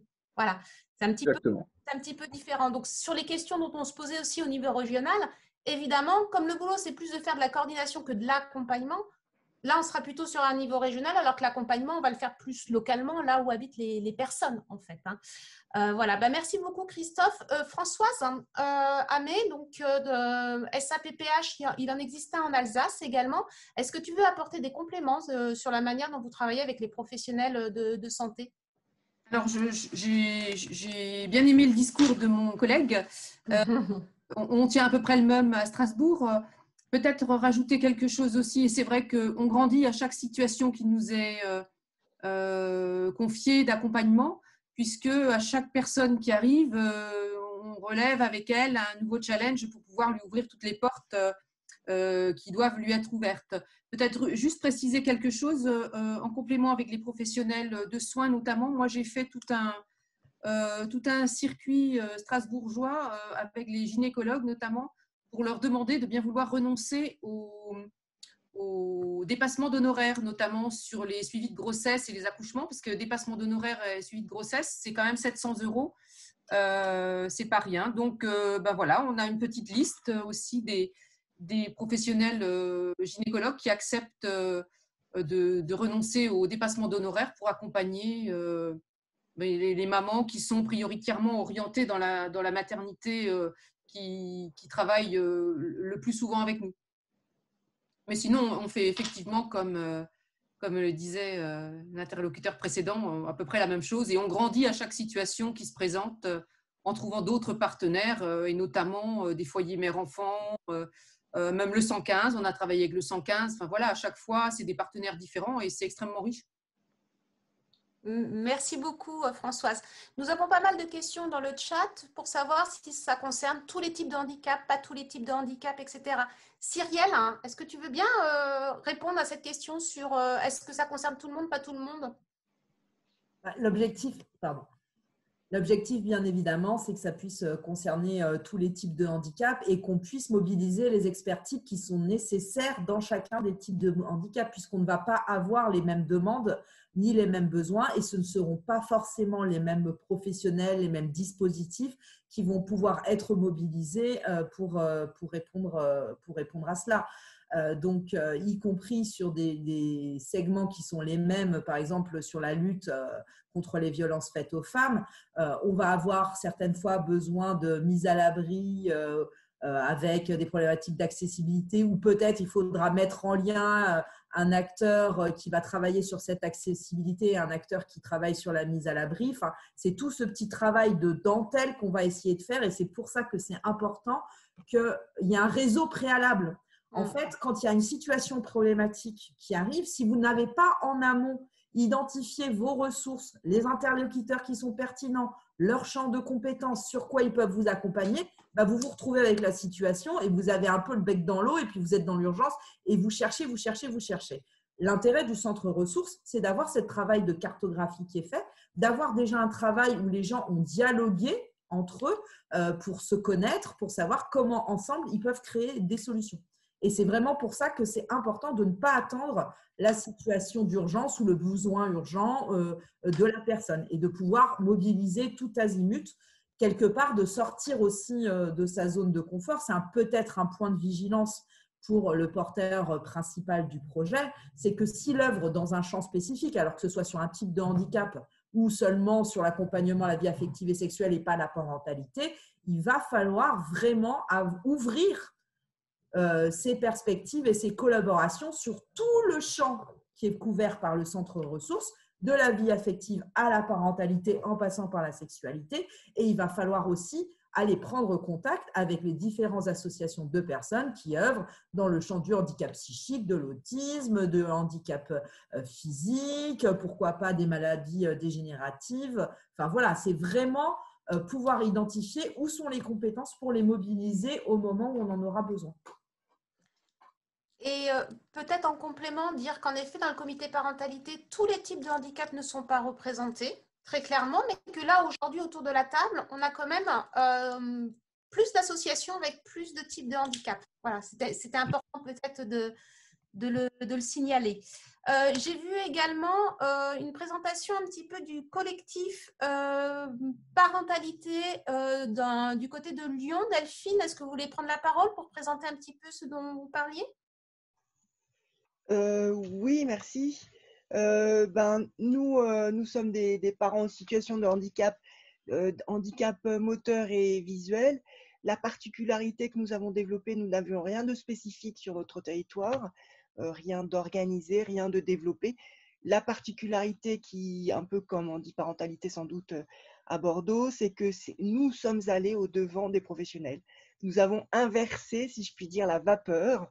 Ce n'est pas les professionnels qui sont venus au-devant et qui ont cherché des parents, mais c'est nous qui avons, et ce faisant, nous avons organisé en 2019 2 tables rondes mêlant les professionnels du secteur. L'un était l'une des tables avec un succès qui nous a débordé d'ailleurs. On ne s'attendait pas à ce qu'il y ait un tel succès sur notre territoire. Hein. Comme nous aujourd'hui. Ouais, voilà, c'est ça exactement. Comme quoi, c'est un sujet qui est vraiment un sujet enraciné dans des préoccupations d'aujourd'hui. L'un portait effectivement sur tout ce qui est autour de la petite enfance. Donc, on parlait tout à l'heure des sages-femmes et des maternités. Donc, on avait des gens qui développaient une expertise, mais la difficulté, on a des professionnels qui développent des expertises sur le territoire, mais qui malheureusement ne sont pas nécessairement connus et ne se connaissent pas entre eux. Et que vous parliez de maillage, c'est quand même, à mon sens, l'un des mots essentiels, le maillage, le réseau, que les gens se connaissent. Voilà. Alors, il se trouve que nous venons de terminer un travail qui a été publié fin décembre, que nous avons financé nous-mêmes. Bon, alors on aimerait bien être reconnu pour recevoir des financements, hein, mais du coup, nous nous sommes attelés à travers ce livret, qui est un guide en réalité, qui balaye les questions du désir d'enfant jusqu'à l'enfant qui va à l'école. On s'est attelé à répondre aux questions qui sont les préoccupations des parents, hein, directement reliées à celles que nous avons, qui nous sont posées en interne. Et en donnant les réponses dont nous avons connaissance sur notre territoire, en lien évidemment avec ce qui se passe sur l'Hexagone, mais surtout en enchâssant les choses, parce qu'évidemment on devient, enfin pour ce qui est de la thématique de la parentalité en tout cas, on porte son enfant là où on est, là où on habite, et on l'élève là où on habite. Voilà. Donc, voilà. Merci beaucoup Delphine. Donc vous voyez encore des actions super intéressantes à intégrer dans le centre ressources, cette fois-ci Aura, hein, avec un collectif de parents, sachant que dans la gouvernance, l'importance de la place des personnes concernées est vraiment quelque chose de primordial. Donc du coup, voilà, un exemple typique qui peut être extrêmement intéressant. Il y a des questions un peu sur le lien entre finalement des financements qui existent déjà, notamment plutôt côté famille, CAF, ce que peuvent faire les UDAF et puis ces centres ressources. Mathilde, est-ce que tu voudrais nous amener des éléments sur ce sujet-là? Comment tu vois le lien? Je pense que certaines UDAF ici présentes seront plus... Eh bien, je te laisse désigner la bonne alors. Non, je ne sais pas. Je pense qu'il y a des initiatives qui ont été évoquées déjà je pense comme les maisons des familles, de voir dans quelle mesure ça peut être croisé ou non. Et c'est vrai que les UDAF, elles ont notamment un axe autour des questions de parentalité, effectivement des liens qui peuvent être souvent assez précieux avec les CAF et qui pourraient en tout cas, sur les actions qui peuvent être apportées aussi en complément peut-être des cofinancements. D'accord. Je pense que l'articulation, c'est bien. L'idée, c'est pas de remettre en cause tous ces services qui aujourd'hui sont financés. L'idée, c'est de mieux les mailler pour qu'ils puissent répondre en fait aux besoins des personnes en situation de handicap. Donc, en fait, on vient rajouter une couche coordination, partenariat, cartographie à tout ce qui existe. Et je me permets de le rajouter, Céline, parce que pour moi, c'est extrêmement important. C'est aussi de mettre en valeur tout ce qui n'existe pas, tout ce qui manque sur les territoires, parce qu'on verra qu'il manquera des choses et qui nous permettra peut-être d'inventer et de créer de nouvelles actions derrière. Voilà, donc c'est à la fois de mettre tout ça en lien, d'une part, et en même temps de montrer tout ce qui manque, parce qu'on est sûr qu'il en manquera. Voilà. Valérie Desvestel, est-ce que vous voulez un peu présenter également ce qu'a fait donc dans le Nord l'UDAPI sur la question des services d'accompagnement à la parentalité? Vous aviez eu l'occasion de nous le présenter lors des journées que l'on avait faites et ce serait intéressant qu'en effet vous puissiez le repartager avec tous aujourd'hui. Oui, bonjour à tous. Oui, dans le Nord, c'est un sujet dont on s'est emparé il y a déjà bien longtemps, puisqu'il y a 18 ans, les services d'aide et d'accompagnement à la parentalité ont vu le jour. Donc aujourd'hui, il y en a 9 dans le département, donc avec une expertise qui s'est vraiment développée au fil du temps. Donc on accompagne des parents en situation de déficience intellectuelle. Voilà, donc on a déjà un partenariat important sur le Nord. Moi, je trouve que cette idée de centre de ressources est excellente. On en parle depuis longtemps.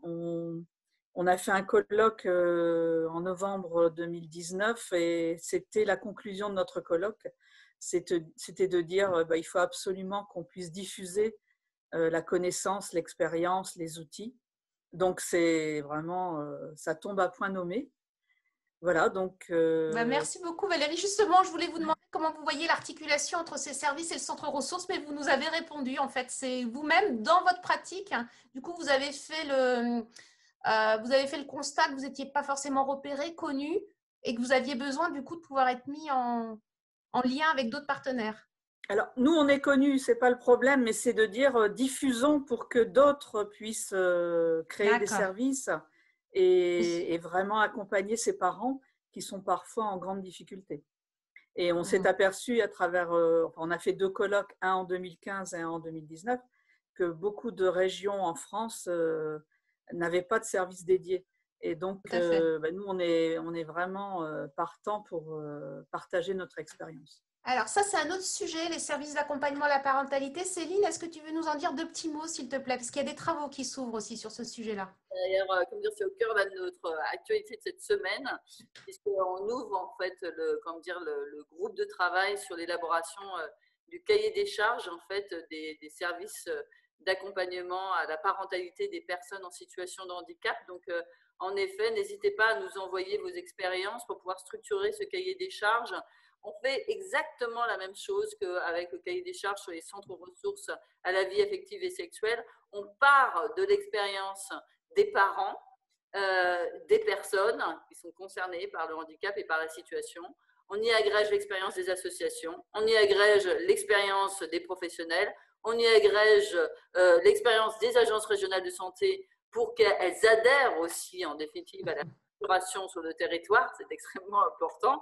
Et à partir de là, on a des cahiers des charges qui sont équilibrés et sur lesquels tout le monde se retrouve et c'est l'essentiel pour nous. On ne peut pas aujourd'hui travailler hors sol parce que sinon on n'a pas l'adhésion en fait des différents acteurs sur le territoire. Donc en effet, on ouvre ce groupe de travail vendredi avec beaucoup d'entre vous évidemment. Alors que vous êtes vraiment ceux qui ont des expériences sur le sujet, n'hésitez pas à nous envoyer des éléments pour enrichir en fait les travaux.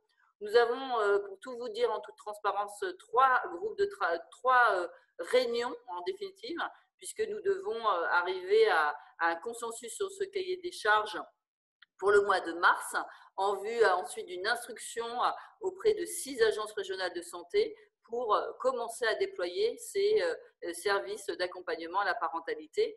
Et donc, comme je vous disais tout à l'heure, le but, c'est d'avoir ces 3 briques sur les territoires. La première brique est le centre ressources à la vie affective et sexuelle, soutien à la parentalité, les services de soutien à la parentalité qui, eux, font, qui ne sont pas des centres, ils font bien sûr des centres d'expertise, mais ils font de la prestation. Et puis, cette prestation de compensation du handicap, parentalité, qui solvabilise aussi une demande auprès des parents. Voilà. Merci beaucoup. Peut-être ajouter, Céline, que donc c'est une annonce d'Adrien Taquet dans la stratégie des 1000 jours de l'enfant que de créer ces services d'accompagnement à la parentalité. Je crois que c'est 7 en 2021, c'est ça? Tu as raison, c'est 6, mais c'est surtout ce qui est très intéressant, et tu as raison de le signaler, c'est qu'en fait, c'est vraiment en appui dans cette structuration en fait, des 1000 premiers jours. C'est-à-dire que comment aussi on met en valeur la compétence des parents et, et de tous les parents, et comment on aide aussi au plein développement, en définitive, des compétences des enfants. Et donc, c'est vraiment dans cette logique. Et donc, en effet, ce qui est très intéressant aussi dans ce chantier des 1000 premiers jours, c'est que c'est interministériel et que l'on est amené à travailler avec tous les autres ministères, c'est-à-dire l'éducation nationale, avec évidemment, le ministère de la Santé, mais également… Donc, c'est très intéressant parce qu'on est obligé de structurer une pensée qui nous oblige à travailler ensemble, en fait, sur les sujets. Et je reviendrai certainement auprès de Aude et puis du comité parentalité, puisqu'il y a une bébé box qui est en train de travailler. C'est une espèce de livret quand votre enfant naît. Qu'est-ce qu'on met qu'est-ce qu'on a envie de faire passer comme message en fait sur les 1000 premiers jours de l'enfant. Et il ne faudra pas oublier à un moment donné aussi que ce livret soit totalement accessible à l'enfant, mais également aux parents. Voilà, donc il y a beaucoup de réflexions qu'on doit croiser entre nous et qui ne sont pas forcément toujours dans les bons périmètres. Donc voilà, donc ça va être intéressant de pouvoir travailler ensemble et de revenir et puis d'échanger entre nous sur ces sujets-là. Merci beaucoup. Quand on vous disait que l'année 2021, elle est riche sur cette thématique, vous voyez, ça continue. Je vous propose de faire un petit point sur les questions en fait entre protection de l'enfance et nos travaux, d'une part, et puis après, on reviendra plutôt sur le côté vie affective et sexuelle avec le planning familial. Agnès, tu veux nous en dire un petit peu plus sur ces questions protection de l'enfance? Oui, alors, nous, je vais partir d'une expérience que nous avons eue en Bretagne, parce qu'en Bretagne, nous avons fait un colloque en 2018 sur les personnes en situation de handicap, parents différents comme tout le monde. Et à travers ce colloque, on a été très surprise. Il y avait un grand pourcentage de représentants de la protection de l'enfance et notamment de nombreux juges qui étaient amenés qui étaient sensibilisés au fait qu'on retirait très facilement les enfants des parents en situation de handicap sans avoir eu d'informations sur le type de handicap et la portée du handicap pour éduquer l'enfant. Et du coup, ça nous avait beaucoup réfléchir sur ce partenariat en Bretagne et cette réflexion sur le pourquoi et sur comment ça se fait que la protection de l'enfance n'est pas en lien avec les services qui s'occupent des personnes en situation de handicap et qui sont en devenir de parentalité. Et dans le même champ, il y a eu toute cette réflexion aussi sur les violences faites aux enfants en situation de handicap et aussi leur niveau d'éducation par rapport à la sexualité. Et donc, il y a vraiment toute une question qui n'était pas du tout prévue dans ce colloque, qui a été abordée et qui était très, très intéressante. C'est pourquoi on s'est aussi rapproché dans le maillage des centres ressources, qui est effectivement extrêmement important. Et Julie Merveilleux nous a donné un exemple tout à l'heure sur justement ce rapprochement entre la protection de l'enfance, les protections juridiques aussi, puisqu'il y a des parents sous tutelle ou curatelle. Et donc, il y a vraiment un énorme maillage à faire et qui nous semble important de redire ici. Et je l'ai vu dans le chat, il y avait énormément de questionnements justement sur l'ASE, les relations avec l'ASE, quand il y a eu des enfants enlevés qui sont placés dans des familles, comment on fait pour garder ce lien avec le parent en situation de handicap. Et tout ça, ça nécessite un véritable maillage et une véritable réflexion de territoire. Bref, je pense que ces centres ressources doivent être un canif suisse, vous savez, là, avec différentes lames. On va essayer de répondre à tous ces enjeux, mais ça semble quand même pas simple. Céline, tu voulais compléter? Oui, en fait, on a un autre groupe de travail que l'on pilote aussi sur justement les violences faites aux enfants en situation de handicap. C'est évidemment, comment dire, dans les travaux aussi comment dire, qui sont menés sur ce que vous entendez en ce moment sur l'inceste, etc.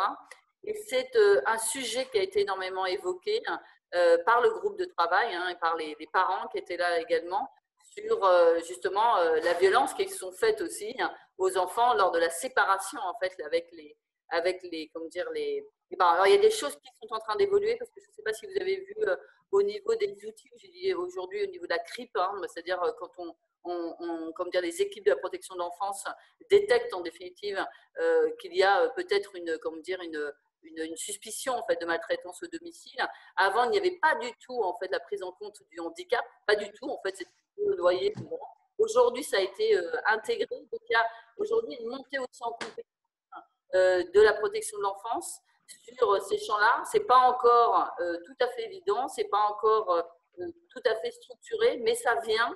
Vous savez que, comme il avait été aussi annoncé, des équipes pluridisciplinaires, médico-sociales et protection de l'enfance, justement, pour pouvoir croiser les expertises de ces équipes-là, qui ne fonctionnent pas de la même manière et qui ne voient pas l'intérêt de l'enfant de la même manière non plus.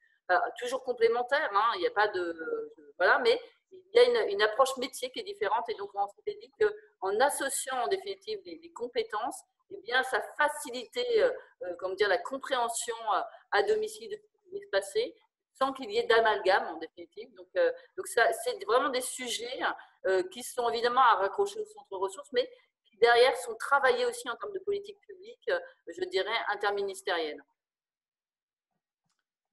Merci beaucoup, Céline. Alors, du coup, on a suscité un peu l'incompréhension avec ces services d'accompagnement à la parentalité et les centres ressources. Ce sont deux choses différentes, deux chantiers différents, avec ces centres ressources qui sont régionaux, qui ont vraiment ce but de mailler les acteurs et qui sont bien sur l'ensemble du champ vie affective et sexuelle et parentalité, et ces services d'accompagnement à la parentalité qui, eux, sont vraiment sur de l'accompagnement quotidien des parents, du désir d'enfant. J'espère qu'on ira de là jusqu'aux 7 ans. Et donc, on nous demande si ce seront des appels à manifestation d'intérêt. Ce n'est pas encore calé, ça, la manière dont on y répondra. Non, je pense qu'on fera, enfin moi j'espère, on va essayer de faire que ce soit des appels aussi à candidature. Donc, on va voir comment on y travaille. C'est tout l'objet des 3 groupes de travail avec, comme dire, en se reposant aussi sur, comme dire, aujourd'hui les services qui existent en Île-de-France, voilà. Mais voilà, j'entendais que, comme dire, il y avait aussi dans le Nord. Donc voilà, de regarder comment ça s'est structuré. Toujours dans cette même orientation, c'est très bien quand ça existe sur un territoire. Mais quand ça n'existe pas ailleurs, quoi, c'est terrible pour les parents. Et donc, on se dit qu'aujourd'hui, il faut structurer en fait les bonnes pratiques et pouvoir bien les généraliser sur les territoires. Donc, c'est vraiment l'objectif, c'est de prendre ce qu'il y a de mieux, de regarder l'équilibre général, ne pas refaire aussi et que ça soit intégré dans les dispositifs de droit commun. C'est-à-dire qu'on ne fasse pas un droit spécifique, mais que ça soit bien intégré dans les dispositifs de droit commun pour qu'on puisse aussi monter en compétence les dispositifs de droit commun qui ne sont pas forcément encore à hauteur. Et donc, voilà, c'est tout l'objet, en fait, de ces nouveaux services qui viendront. Là, c'est de la prestation, donc le budget ne sera pas le même, puisqu'on est sur des budgets de prestation, c'est-à-dire de faire, et donc faire avec, évidemment, les parents. Mais c'est vraiment, donc voilà, c'est comment on va structurer ce panier de prestations avec les personnes et les parents concernés. C'est quoi la priorité pour des parents ou des futurs parents, Aude, je te rassure, oui, c'est aussi des futurs parents, objectif. De comment structurer cette offre de services pour pouvoir ensuite les mettre en place en fait, dans chaque région. Voilà. Merci. Je vous propose de clore sur cette question service d'accompagnement à la parentalité. On y a passé pas mal de temps, qui est bien dans les cadres des 1000 jours de l'enfant. Et là, les centres ressources qui, eux, sont beaucoup plus larges et dans le cadre des Grenelles des violences faites aux femmes. C'est compliqué, les politiques publiques. Il faut s'y retrouver quand même. Vous rappelez qu'on vous a mis un lien, peut-être, Antoine, que tu peux le remettre dans le chat pour pouvoir faire connaître vos envies de travailler en partenariat sur cette question des centres ressources. pour qu'on puisse faire le maillage ensuite entre chacun. N'hésitez surtout pas, on vous le renverra hein, évidemment avec la présentation et le replay, mais surtout n'hésitez pas dès aujourd'hui de pouvoir vous inscrire pour ceux qui le souhaitent.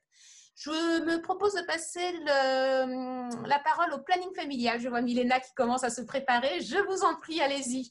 Dites-nous, du coup, peut-être comment vous vous voyez, vous, autour de ces centres ressources. Oui, bonjour à tous. Le planning, je voulais juste préciser que c'est une association loi 1901 qui travaille, qui est militante sur ces questions de sexualité, d'éducation à la sexualité, de contraception et d'avortement depuis plus de 60 ans et qui s'est intéressée à la question du handicap depuis une vingtaine d'années, d'une façon plus structurée depuis une dizaine. Donc, on est effectivement sur le terrain et on constate le manque d'éducation à la sexualité dès le plus jeune âge, ce qui pourrait effectivement arranger les questions des violences aussi sur les enfants, parce qu'effectivement, si on leur donne les mots pour dire les choses et si on comprend la question des pudeurs et d'intimité, effectivement, on peut déjà seul savoir quand il y a une violence ou quand il n'y en a pas. Donc, ça nous semble important. Donc, nous, on est sur tout le territoire de France métropolitaine et d'Alédron. On a plus de 70 associations. Toutes les associations n'ont pas le même type de travail partout, mais je pense qu'il y a un intérêt croissant. Là, il doit y avoir une quinzaine d'associations départementales qui sont intéressées par cette réunion de ce soir. Donc, je ne sais pas si tout le monde est là parce qu'il y en a quand même 100 qui sont dehors, mais en tous les cas, donc on est là comme un partenaire peut-être incontournable sur ces questions de vie affective et sexuelle, parce que c'est notre quotidien. Si vous voulez, sur le terrain, on y est et on écoute tout type d'handicap d'ailleurs depuis déjà un petit moment. Merci beaucoup d'avoir mobilisé comme ça le réseau du planning familial. C'était extrêmement important pour nous. Peut-être que du coup, je vais la prendre un petit peu par surprise, mais Christine de la FNES, qui représente les IREPS, est-ce que toi aussi, tu avais mobilisé du monde? J'ai vu que tu étais là, je ne te vois plus. Est-ce que tu voudrais nous dire 2 petits mots sur les IREPS et leur intérêt sur le sujet? Ah, est-ce que tu es encore là, Christine? Oui, bonjour. Oui, bonjour Christine. Merci beaucoup d'être parmi nous. Non, merci à vous d'accueillir la FNES et son réseau dans cette réunion. Alors oui, nous sommes des associations loi 1901 aussi qui avons des missions au niveau régional de centres ressources en éducation pour la santé, promotion de la santé et prévention.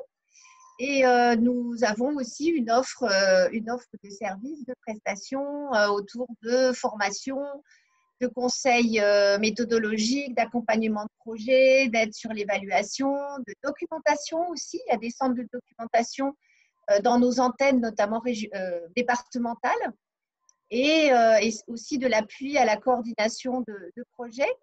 Et ça fait quelques années, effectivement, que les IREPS, dans le cadre de ces missions-là, se sont intéressés à la question du handicap, ont travaillé avec les associations dans le champ du handicap, avec les établissements et services médico-sociaux, avec toutes sortes d'acteurs, avec cette même préoccupation que celle qui s'exprime fort cet après-midi de mise en lien, à la fois de mise en réseau, de travail ensemble.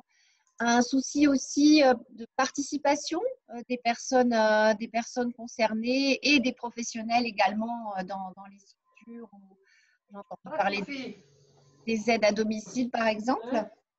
Et également avec, je pense, des valeurs qui vont croiser aussi celles qui se sont exprimées autour du pouvoir d'agir, de l'autodétermination, etc., qui sont aussi les valeurs de la promotion de la santé. Alors, il y a aussi autour de la table quelques IREPS, donc les structures régionales de notre réseau qui sont présentes.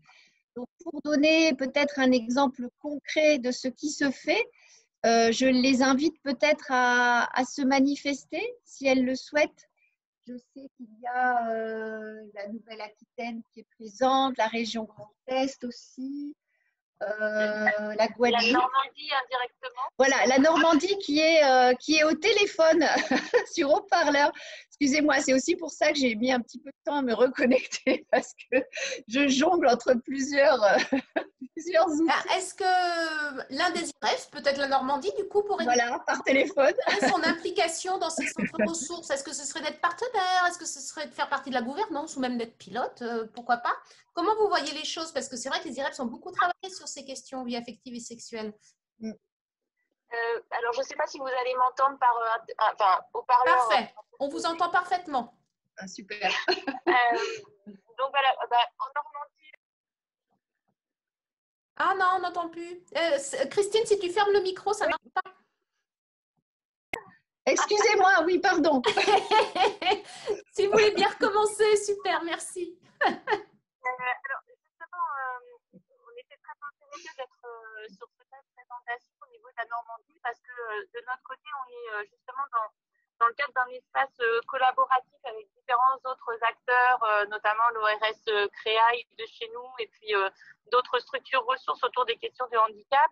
On est en train de créer un espace collaboratif et effectivement, cette perspective d'un centre ressources, donc d'un espace collaboratif autour de promotion de la santé et handicap, qui n'est pas orienté au départ vie affective et sexuelle, parentalité, etc., mais qui est vraiment très large. C'est un espace qui est en train de se créer, qui n'a pas été aidé non plus avec l'année 2020. Et l'opportunité de cet espace ressources était pour nous vraiment une belle opportunité. Et on s'est déjà rapproché donc de l'APF Normandie, justement pour voir quel type de collaboration on peut mettre en place. Donc chez nous, l'APF Normandie a mis en place un groupe de travail avec d'autres structures du champ du handicap pour justement réfléchir à comment répondre à cet espace ressources, vérifier que les valeurs qui portaient étaient les mêmes aussi que les différents réseaux du champ du handicap. Donc la question des valeurs est très importante. Et donc on est aux prémices de cet espace de travail en commun. On a rejoint le groupe de l'APF pour pouvoir réfléchir à un projet commun. Donc aujourd'hui, on n'est pas capable de vous dire qui pourrait être porteur, parce que là, pour l'instant, personne ne s'est positionné de manière très, très claire là-dessus. On est là déjà en train de mettre en lien les différentes compétences qu'on pouvait mettre au profit de ce projet en région. Et de toute façon, on est dans une perspective d'une réponse collégiale, complémentaire, en subsidiarité, comme vous le disiez au départ, avec toutes les compétences qu'il y aura autour de la table. Génial, merci beaucoup pour ce témoignage de début de dynamique locale. Il me semble également qu'il y a des représentants de l'UNAPI dans ce groupe d'échange. Alors, APF France Handicap Normandie était présent, mais ils étaient plus de 100, donc ils n'ont pas pu rentrer malheureusement. Voilà, donc ça, c'est nos difficultés. Du coup, comme on fait comme ça un petit tour… Je peux vous parler si tu veux, Aude, je suis présente. Ah, Caroline, super, parce que m'a fait le petit smiley triste. Alors, mais super, Caroline est là, donc si tu veux bien comprendre. Oui, super, merci. Donc depuis un petit bout de temps, certains établissements APF 76 se sont rapprochés sur cette thématique avec l'ADAPI de Dieppe. Donc, tout est parti de là il y a un an et demi. Et puis, un travail s'est mis en place autour des valeurs. Il y a à peu près 6 mois, on s'est organisé en COPIL, en associant, les établissements ont associé la direction régionale APF, l'UNAPI Normandie, différents établissements du mouvement parental. Juste avant Noël, un courrier a été envoyé à l'ARS, co-signé UNAPI Normandie, APF Normandie, indiquant notre volonté de répondre à cet appel à candidature et de façon collégiale. Et puis, il y a eu un rapprochement effectivement avec l'IREPS, avec lesquels on partage les mêmes locaux. On est tous dans un immeuble où on se croise, où là, il va falloir voir effectivement comment on peut mailler vraiment tout le territoire et tous les acteurs. On est aussi en train de recenser justement tous ces partenaires qu'il faudra associer et qu'on a listé toute cet après-midi. Voilà, on en… Merci beaucoup, Caroline, pour la présentation de la dynamique normande. Comme on fait un peu le tour des partenaires et des présents et des différentes représentations, je voulais proposer à l'UDAF 87 si elle souhaitait de prendre la parole, parce que dans le chat, vous nous expliquez un petit peu ce que vous faites. Peut-être que ça pourrait être intéressant d'expliquer comment vous voyez autour de ces centres ressources. Est-ce que vous êtes encore là? Alors, je suis encore là, en effet. Super. J'ai pas une très bonne connexion. C'est la raison pour laquelle j'étais en noir. Alors, je ne sais pas. Bon, en tout cas, on vous entend bien. Pas de souci. Vous m'entendez bien, c'est le principal. Alors, comme je vous l'indiquais dans le chat, effectivement, je n'ai pas pu communiquer avec Mathilde. J'en suis désolée parce que sur le chat, je ne pouvais pas lui envoyer le message. Donc, en fait, les UDAF interviennent globalement dans des actions de soutien à la parentalité au sein des REAP, des réseaux d'écoute et d'appui à la parentalité.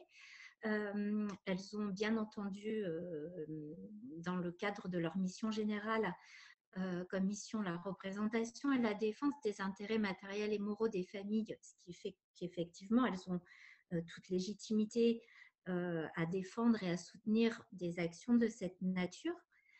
C'est la raison pour laquelle, de bon point de vue, elles ont tout intérêt à s'inscrire dans une démarche à minima partenariale avec les centres ressources. Par ailleurs, les UDAF, selon les départements, sont amenés à gérer un certain nombre de services, dont des services de tutelle, au sein desquels, bien entendu, certaines des personnes qui sont sous mesure de protection peuvent être porteuses de handicap. Donc, nous avons aussi la mission d'accompagner au mieux ces personnes-là, de les orienter en fonction de leurs désirs, de leurs besoins, de leurs attentes. Nous avons donc besoin aussi de mieux connaître le maillage territorial de façon à leur apporter les meilleures ressources possibles dans leur projet de vie.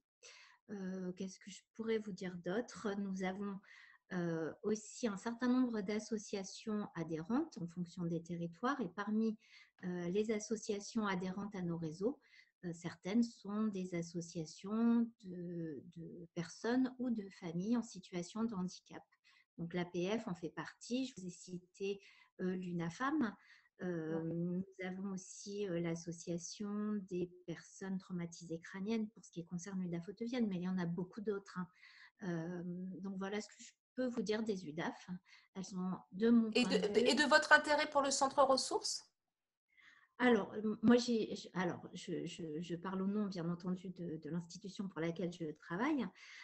Alors, j'y vois deux intérêts.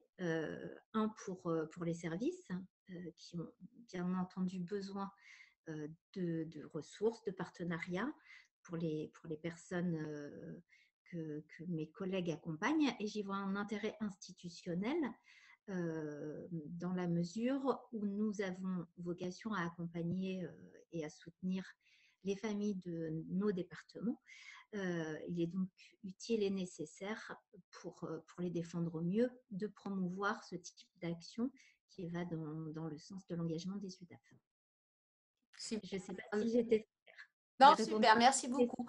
Peut-être pour vous dire également que, avant de passer la question sur l'assistance sexuelle, que je n'ai pas oublié, que je vais faire, mais peut-être comme on est en train de faire le tour un peu des parties prenantes, Juliette de l'UNAPI, j'ai vu que tu étais aussi connectée. Est-ce que tu veux nous dire deux petits mots pour montrer que vraiment, finalement, il y a beaucoup de types de handicaps qui sont représentés également dans ce tour de table? Oui, bonjour à tous. Merci Aude de me laisser la parole. Effectivement, donc moi, Juliette Sansois, je suis chargée de mission à l'UNAPI. Nous sommes plusieurs du réseau UNAPI autour de la table virtuelle aujourd'hui. Alors, je peux évidemment pas parler au nom des 500 associations. Je ne peux pas vous détailler là tout ce qui se passe sur les territoires, mais ce que je peux vous dire de façon assez globale, c'est qu'effectivement, Valérie de Vestel a déjà parlé, enfin voilà, nous sommes quelques-uns aujourd'hui. Nos associations développent des actions d'accompagnement, alors spécifiquement la parentalité, mais pas que, autour effectivement aussi du sujet de la vie affective et sexuelle, de la vie intime en général. Et alors ça a déjà pris une forme assez concrète en Normandie et j'espère que ça pourra prendre… dis donc, la Normandie est à l'honneur ce soir. Je pense que ça va se concrétiser aussi sur d'autres territoires. Effectivement, nos associations sont en général intéressés bien évidemment par la création de ces centres de ressources, parce que ce maillage et ce travail de coordination va être essentiel, c'est ce qu'elle constate en termes de besoins tous les jours sur le terrain. Et puis, nous, on est une association on représente des familles et des personnes en situation de handicap intellectuel, avec des troubles du neurodéveloppement, troubles du spectre de l'autisme, etc., etc. Tout ça pour vous dire qu'il y a quand même des spécificités particulières à ce type de handicap et que je pense qu'effectivement, c'est important qu'on puisse tous se retrouver autour de la table pour que tout le monde s'y retrouve dans ces centres ressources. Voilà, donc moi, bien sûr, bien évidemment, je fais passer les informations dans le réseau et je pense qu'on aura un certain nombre d'associations du réseau UNAPI qui vont partager leur projet, voilà, et leur intérêt. Merci beaucoup Juliette. N'oubliez pas le formulaire. Hein. Antoine, je te laisse encore remettre le lien parce que c'est vraiment notre objectif de ce webinaire, c'est qu'on reparte avec plein de contacts sur ces régions, plein d'idées de partenaires pour vraiment pouvoir s'organiser. Donc, il y a une question sur quel lien entre les assistants sexuels et les centres ressources. Cyrielle, tu veux apporter des éléments de réponse ? Oui, merci Aude.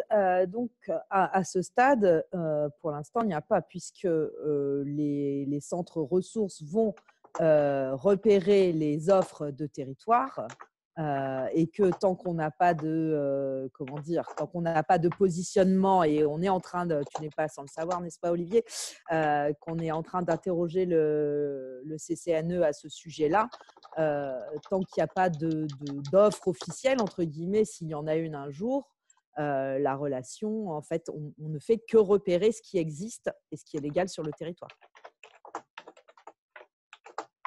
Donc, du coup, par contre, si jamais à un moment une exception était faite, si jamais il y avait un cadre légal, etc., au même titre qu'elle référencerait un sexologue, une association de victimes, une association de défense, de lutte contre les violences faites aux femmes, ça ferait partie des acteurs qui œuvrent sur le territoire, sur la thématique globale. Donc, du coup, comme il y a une cartographie systématique qui est faite, ils seraient dans la cartographie s'ils étaient reconnus.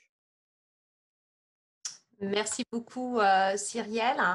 Alors, j'aimerais savoir, là, il nous reste un petit quart d'heure. Est-ce qu'il y a des questions qui sont restées en suspens, des réponses que vous n'avez pas eues, des interventions que vous n'avez pas pu faire? Parce que j'aimerais bien que vous repartiez tous non frustrés. Très important de ne pas être frustrés. Quand même vous dire que on avait limité à 100 malheureusement malgré nous, qu'on est encore 90, 1h 3/4 plus tard. Donc que je me dis c'est que quand même ça vous a intéressé, sinon on ne serait pas aussi nombreux encore à cette heure-là. Est-ce que vous avez encore des choses? Donc le planning familial qui disait qu'il se mobilisait partout en France, j'ai vu pour pouvoir être soit dans la gouvernance, soit pilote, soit partenaire. Enfin l'idée c'était voilà, se mobiliser. À Calais, il y a un réseau parentalité et situation de handicap. Donc, on voit que vraiment, il y a plein de choses. Alors, nous, on en avait découvert au sein du comité parentalité. On avait déjà essayé de travailler sur ces aspects-là et on voit que finalement, plus on travaille en lien, plus on en découvre. Donc, Céline, finalement, ça va peut-être me faire mentir. Peut-être qu'il y a tout ce qu'il faut. Mais j'ai des doutes quand même. Est-ce que donc, il y aurait encore des questions? Oui. Alors, l'UDAF de Mayotte, je vous en prie, allez-y. Oui, bonjour à tous. Déjà, merci. C'est vrai qu'il est un peu tard chez nous puisqu'on a 2 heures de décalage par rapport à la métropole. Ah oui, ça n'y pense jamais. 20 heures. Donc, c'est tout un plaisir en tout cas de pouvoir y participer. J'ai eu du mal avec la connexion et les réseaux. Donc, juste pour pouvoir compléter par rapport à ce qu'a dit notre collègue là de l'UDAF 87, auquel les UDAF, nous, on est le tout dernier des UDAF qui a été créé en 2014. Donc, nous avons aussi aujourd'hui, puisqu'on est le département le plus jeune, avec une forte natalité, auquel les dispositifs d'accompagnement à la parentalité sont énormes. Et aussi la problématique en fait, des familles que nous accompagnons, puisque nous avons aussi un service de mandataire judiciaire à la protection, en fait, un service de tutelle, auquel la plupart des familles ou des personnes que nous accompagnons qui sont sous mesure de protection sont en situation de handicap Et la question de l'accompagnement à la parentalité, il se pose puisque ce sont des personnes qui font des enfants, puisqu'on est un public très, très jeune. Donc, on a eu à travailler, en fait, dans le cadre de avec l'ARS et APAGE pour la guidance parentale, auquel l'idée, c'était vraiment former, en fait, avoir un réseau des travailleurs sociaux, puisque la problématique de handicap est tout nouveau chez nous ici, auquel on était confrontés à cette problématique-là de handicap. Et donc, on a travaillé l'année dernière, et là, c'est en continuité cette année sur la pérédance, auquel l'objectif était d'avoir tous les travailleurs sociaux qui accompagnent les familles, et notamment ceux qui sont en situation de handicap, d'identifier déjà d'une part la question de l'handicap et mieux accompagner les familles, puisqu'il faut qu'on puisse mettre des mots sur les personnes que nous accompagnons, que nous travaillons avec eux à domicile, alors que ce ne sont pas des professionnels, mais ce sont quand même des experts, puisque c'est eux, ce sont des familles les aidants, qui sont là, qui accompagnent leurs enfants ou leurs proches en situation de handicap diverses et variées. Donc aujourd'hui, nous, l'idée est déjà, puisque c'est vrai que l'UDAF accueille, recense la plupart des associations, notamment d'API chez nous, l'association Autisme Mayotte qui est aussi chez nous. On a une autre association pour les déficiences sensorielles et auditifs, auquel je salue surtout en fait la présidente de l'ADAPI qui s'est excusée puisqu'elle ne pourrait pas y assister, mais en tout cas je dis que je vais pouvoir y participer pour pouvoir relayer l'information. Donc nous, l'idée c'est surtout être partenaire, puisqu'on a quand même un réseau d'une trentaine d'associations, auxquelles on a 5 associations qui œuvrent dans le domaine de l'handicap. Donc on serait intéressé en tout cas d'avoir le centre de ressources pour être, ne serait-ce que faire le lien, le partenariat avec ces associations-là, puisque la problématique que nous avons, surtout sur les personnes que nous accompagnons, on a la problématique d'agression, en fait, les violences sexuelles auxquelles on se retrouve face à des jeunes. Nous avons 3 jeunes filles en fait, qui sont sous mesure de protection, qui ont eu des problématiques en fait, de violences sexuelles auxquelles malheureusement sont retrouvées mères suite à ces actes-là. Et donc d'accompagner les parents, d'accompagner les mamans, même s'ils sont en situation de handicap, de maintenir le lien avec leurs enfants qui sont souvent placés ou soit au sein de la famille. Donc, je pense que l'idée pour nous, ce serait surtout le centre de ressources. Il travaille aussi avec l'IREPS, qui est chez nous, qui est quand même doté d'une expertise en termes de ressources et de la formation et l'évaluation, de pouvoir former surtout les travailleurs sociaux qui accompagnent, et les structures aussi, les associations qui accompagnent les familles. Voilà en fait ce que j'avais besoin en fait, de pouvoir y partager avec vous, et on y sera. De toute façon, on va saisir l'ARS dans le cadre de cet appel à projet ou appel à manifestation pour y travailler avec le partenariat. Super, voilà. On est ravis. Aujourd'hui, nous, on n'a pas repéré parmi les associations du handicap qui sont là autour de la table des associations prêtes à aller sur Mayotte. Nous, je ne pense pas qu'on soit représenté à APF France Handicap à Mayotte. C'est un plaisir. Cyrielle, oui. Vas-y, Cyrielle, interviens.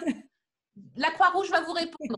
Non, ce n'est pas la Croix-Rouge va vous répondre. C'est que comme acteur, en tout cas, sur Mayotte, nous, on y est à plusieurs titres. Et évidemment, c'est quelque chose qui nous intéresse. On a une direction qui est spécifique sur les dom-tom parce qu'il y a des spécificités de territoire, de réponse aux besoins, des problématiques de recrutement. Enfin, je ne vais pas le dire, tout ça, vous le connaissez particulièrement. Mais en tout cas, c'est quelque chose qu'on aimerait investir et on pourrait vous servir de relais éventuellement. Ok. Bon, est-ce qu'on a fini? Est-ce que tout le monde a pu s'exprimer, poser ses questions? J'ai l'impression que là, on commence à être bon. C'est super. On arrive en plus à la fin. Voilà, tout le monde a pu le faire. C'était bien 100 finalement. 200, on ne serait pas sorti. Bon, voilà. Donc, concrètement, la suite. La suite, c'est votre inscription donc, sur ce formulaire que l'on vous a proposé. L'idée, c'est de pouvoir faire les liens en région. Vous pouvez évidemment contacter les personnes qui vous ont invité également à ce webinaire, puisqu'on n'a pas fait, on a fait des invitations sur des réseaux ciblés. On n'a pas fait une invitation générale à tous. Donc, n'hésitez pas à vous rapprocher de la personne qui vous a aussi invité parce qu'on pourra faire le lien. Et puis, de toutes les façons, on va vous renvoyer par mail le replay, d'une part. Le formulaire d'inscription, d'autre part, la présentation PowerPoint puisque vous nous l'aviez demandé et j'ai vu que quelque part vous nous demandiez la liste des inscrits. Alors là, je suis un petit peu plus gênée parce qu'on ne leur a pas demandé en amont si on pouvait transmettre leur nom et coordonnées. Donc, du coup, on est un peu coincé. Mais par contre, quand vous remplissez le petit document pour dire que vous voulez être mis en lien, là, il n'y a pas de souci puisque vous nous dites que vous voulez être mis en lien. Donc là, on pourra le faire sur votre région. Ça va être plus compliqué de le faire au niveau national parce que très honnêtement, on n'a pas pensé à poser la question avant les inscriptions, tout simplement. Ou alors, il faudra qu'on fasse une demande après. Voilà. Donc là, on est un petit peu plus coincé. Merci pour vos merci. C'est toujours très agréable de les entendre et de les avoir. Merci beaucoup, Céline, de t'être mobilisée pendant 2 heures et d'avoir été là parmi nous. C'était extrêmement important pour nous. Merci de vos bravos, j'apprécie aussi. Écoutez, il n'y a plus qu'à se quitter. Je n'ai même pas envie, finalement, tellement on était bien à discuter tous ensemble. En tout cas, à très bientôt du coup pour les dynamiques régionales. Et puis, comme vous l'avez vu, on est quand même pas mal de têtes de réseau national hyper intéressées. Et notre idée après, évidemment, c'est que les centres régionaux ne travaillent pas non plus tout seuls, mais qu'on puisse faire du lien entre ces différents centres régionaux avec ceux qui ont déjà de l'expérience, n'est-ce pas Julie, par exemple, ceux qu'on a un peu moins, pour qu'on ne réinvente pas des outils qui existent quelque part qui peuvent être aussi utiles ailleurs. Donc, de toutes les façons, cette dynamique qu'on a initiée au sein du comité parentalité. Donc, comme vous l'avez vu, on ne reste pas que sur la parentalité, mais aussi sur les questions de vie affective et sexuelle. Et notre idée, évidemment, c'est qu'on puisse vraiment avoir cette dynamique régionale, bien entendu, mais aussi interrégionale, nationale, pour qu'on puisse avoir ces retours et notamment, j'insiste, tous les trous dans la raquette, parce que comme ça, on pourra remonter au créneau, on pourra aller retoquer à la porte de Céline en lui disant « Céline, il manque ça.